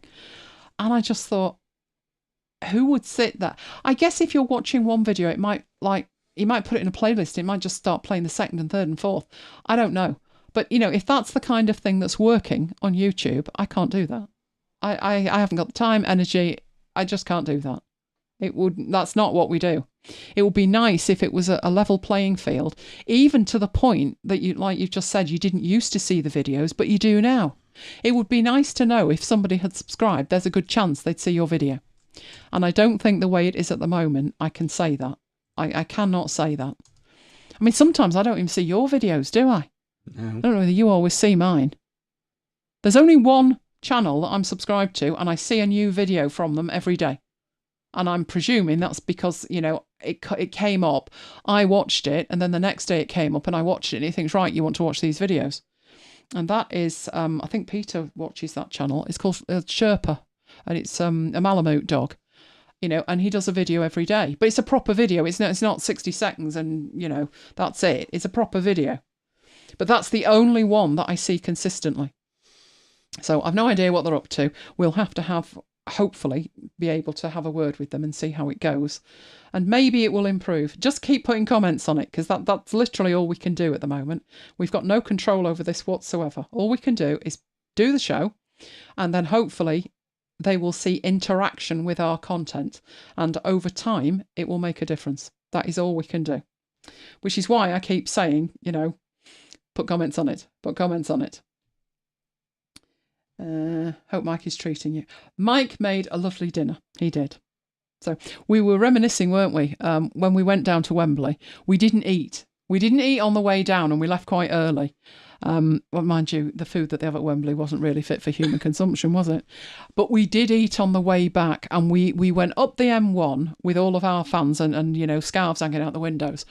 And we stopped at Hilton Park Services and had a meal. Oh, we know how to live, don't we? We can't remember what it actually was, but both of us thought it was egg and chips. Probably was at that time. Well, I don't think there's much else. I don't think they served anything without chips, did they? I would probably have wanted to have a salad, because I was a salad girl at the time, wasn't I? But, they don't have salads there, and if they do, they're not edible. So, that was fun on the way back. So he always treats me well. I'm a very, very lucky lady. What's this? I couldn't. We belong together. Jammy wants an unboxing, so I told him to send us his laptop up, but it belongs together. Oh, no, you need to find something to send us. No, this we did actually, didn't we? A box did arrive this afternoon, and we were quite shocked for more than one reason. We won't mention what it is in case we decide to unbox it, but we were shocked because it wasn't due until tomorrow. At the earliest, but Tuesday at the latest. Even more shocking was that, more shocking than the fact it was here a day early. More shocking than that was the fact that Hermes had managed to deliver it to our house. Because all we see in the M33 group is deliverers that have delivered it somewhere else and usually left it in a bin. So Mike said, I think the fill in the blank here has arrived. Do you want to unbox it? And by this stage, it was about 7:30. No, Mike, no, not at that point. I've got no lights. I've got no camera. No. Yeah, I need to know earlier if I'm unboxing something. So fingers crossed on the unboxing. We did have unboxings for all of the other episodes, Simon. It's just tonight we haven't had an unboxing. How did we meet? We met at Old Trafford in 1991. I had been going to Old Trafford since 1978, and so had you, hadn't you? And we'd not met. But then I went to university and I had to give up my what was called a lead match ticket book. So I didn't have a season ticket anymore. So in 1991, I'd finished my studying. I always worked a year in hand. So when I was at university, instead of doing work for 1 year, I did it for 2. So in year 2, I was doing the work for year 2 and year 3, and in year 3, for year 3 and year 4. So by 91, although I didn't take my finals till 92, I'd actually finished going to university. So because I was travelling, I lived in Manchester and went to university in London. Oh, I travelled a lot. It was like 2,000 miles a week. It was bad news. And I had a job up here as well because I didn't get a grant and I paid my own way. So it was busy. So 1991, there was one match which wouldn't have happened but for the fact that Spurs were in the FA Cup, weren't they? They were playing Forest and Gazza busted his knee. There was one match that was after I'd finished university, and it was the Tottenham match. And my mum and dad were on holiday, and I thought, fancy going to Old Trafford. This was can you imagine that these days? I fancy going to Old Trafford. Good luck with that. But back in the day, you could just turn up and pay on the door. So I turned up and paid on the door. And I noticed this guy stood with 4 women. Yeah, there was 4 of them, wasn't there? At least 4 women, Mike and his women. At least 4 women where I used to stand. So I stood about 10 foot away and watched and thought that was where I used to stand. Didn't know Mike from Adam at that point. At the end, that was the end of that season. At the start of the next season, was that when they put seats in? Yeah. It was, wasn't it? They'd put seats in where we used to stand. Night, Peter. So I went to the ticket office and said, can I have that seat? Because I used to stand there. And she was very obliging, very obliging. So I had to queue up to always get this seat. But she gave me the dates that the tickets went on sale, and 5:30 in the morning, there's me and everybody else that wanted the seat that they wanted used to stand. Then we would stand in the ticket queue, we would go in and we would buy our seat. Mike, on the other hand, had decided to move to, was it G stand? Yeah. Which was opposite, with these 4 women. So they were sat together. But at the reserve matches, you could sit wherever you liked. So he came back to where he used to stand to find me sat there. And that was it, wasn't it? That was where we met. And he would turn up at a reserve match. I was on my own. But I had this big sports bag, didn't I? And in this sports bag, I had a little TV that ran off batteries, and I had, a bag full of batteries, and I would go to a reserve match at home, but it would be like 1:30 in the afternoon, and I would watch Saint and Greavesy on my handheld TV in 1991. So Mike rocked up and said, "Hi!" And there was me watching Saint and Greavesy, and it's been a standing joke ever since, hasn't it? That Mike will say to me, "You probably thought, oh, will you shove off? I want to watch Saint and Greavesy." But, and I was the Scottish interpreter, wasn't I? Because I was sat next to Alex Ferguson, and Mike was on my other side at the reserve matches and cup matches. And we chatted for the whole of that season. And that match that we talked about, it was the cup final in 92, the Rumbelows Cup final, the League Cup, also known as the Tin Pot. And Mike said to me, "Are you going to the match?" And I said, "No." And he said, "Why not?" I said, "I don't fancy going on my own." So Mike swooped in, didn't you? "Oh, you don't have to go on your own. You could come with me. I'm going on my own," which was great, right? By this stage, Mike had queued up for like 5 hours to get a ticket to Wembley. It was 3 days later. I mean, all the tickets would have gone, wouldn't they?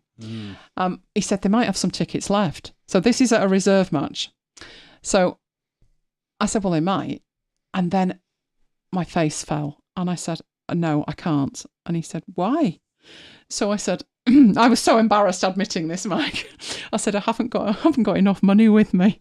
Now, bear in mind, I was a poor student. I got no grant, and I had to pay for my own tuition before it was trendy. And I had a job, and I had 2,000 miles a week to travel, and essays and work to do in the middle of all that. And my mother was a huge fan of a singer. What was his name? Joseph Locke. And he had just had a comeback.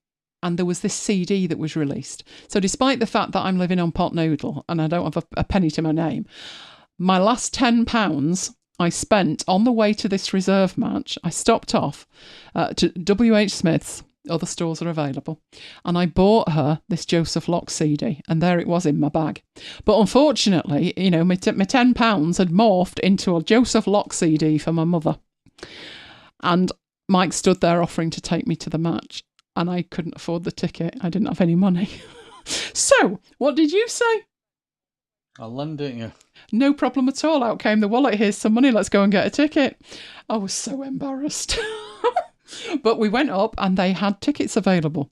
So I got a ticket. And you didn't have your ticket with you, did you? But we were looking at the seat number of this ticket. And Mike said, "That looks like it's in the second block, the block next to where I am." And I said, "Don't be ridiculous. You queued for 6 hours 3 days ago. There's no way that seat would be available." When we got down to Wembley, we went in turnstiles next door to each other. And you were about 20 metres away. No more than that. Oh, it was amazing. And then on the way back, we were together, didn't we? Yeah. Let's just say that, on the way back from the match. Right, what's going on in here? What have you got 2 of that doesn't work? Jam is trying to persuade me to buy a MacBook Pro. Oh, MacBook Pros. Because he wants an unboxing. Spawn of the devil. Spawn of the devil. Well, I'll tell you what. We'll dig out that unboxing when you unbox your Windows one. And well, there you go. Unboxings on demand. Yeah. Replays of unboxings. That'd work. And it'd be a lot cheaper, wouldn't it? The white MacBook was shocking. Don't ever buy that. It was the MacBook Air of its day, that.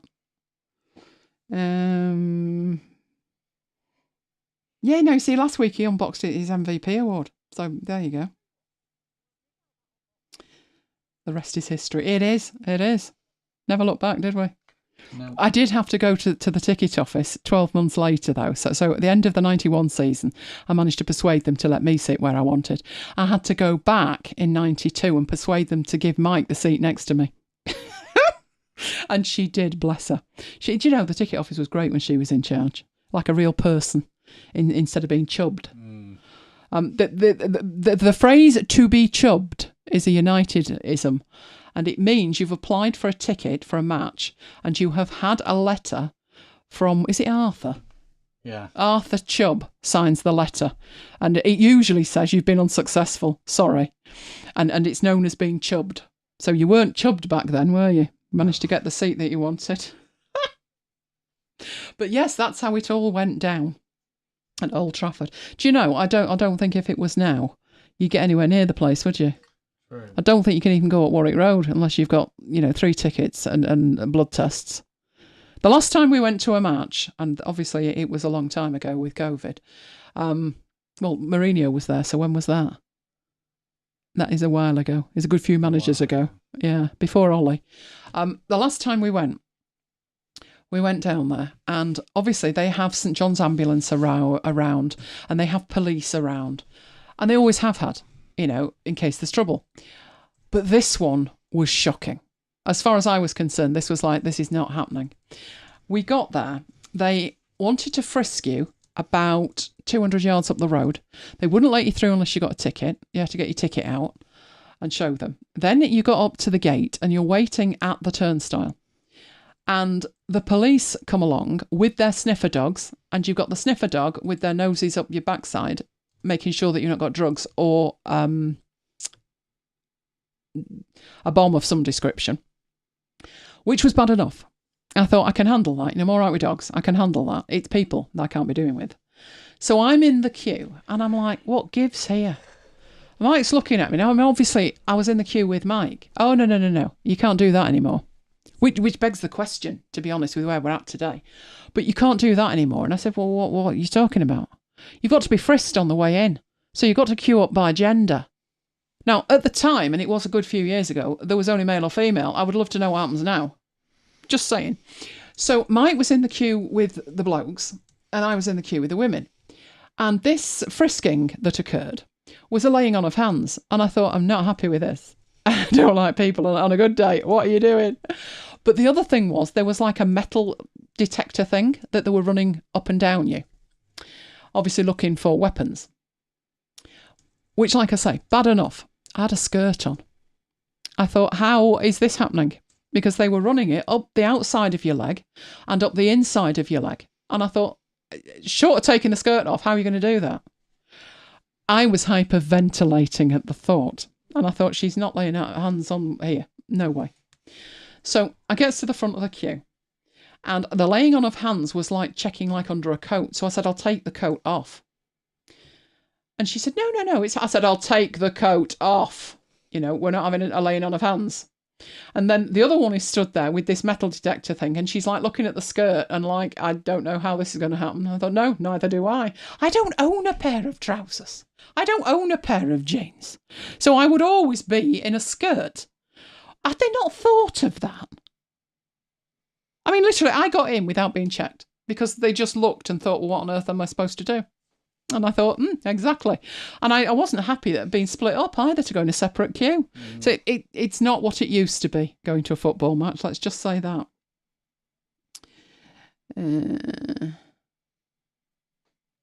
During our hiatus, but you don't want another hiatus, do you? You definitely don't want another hiatus. But yeah, that's all going to depend on YouTube. Right, okay then. If that is that, then we will head off, won't we? Because we've got a cake. We've got a cake for our anniversary. And I know it's the day after now, but we're going to stretch our anniversary out and have midnight cake, aren't we? Because we can. So I will say good night from me. And I will say good night from me. And we will both see you next time. Stay safe, guys.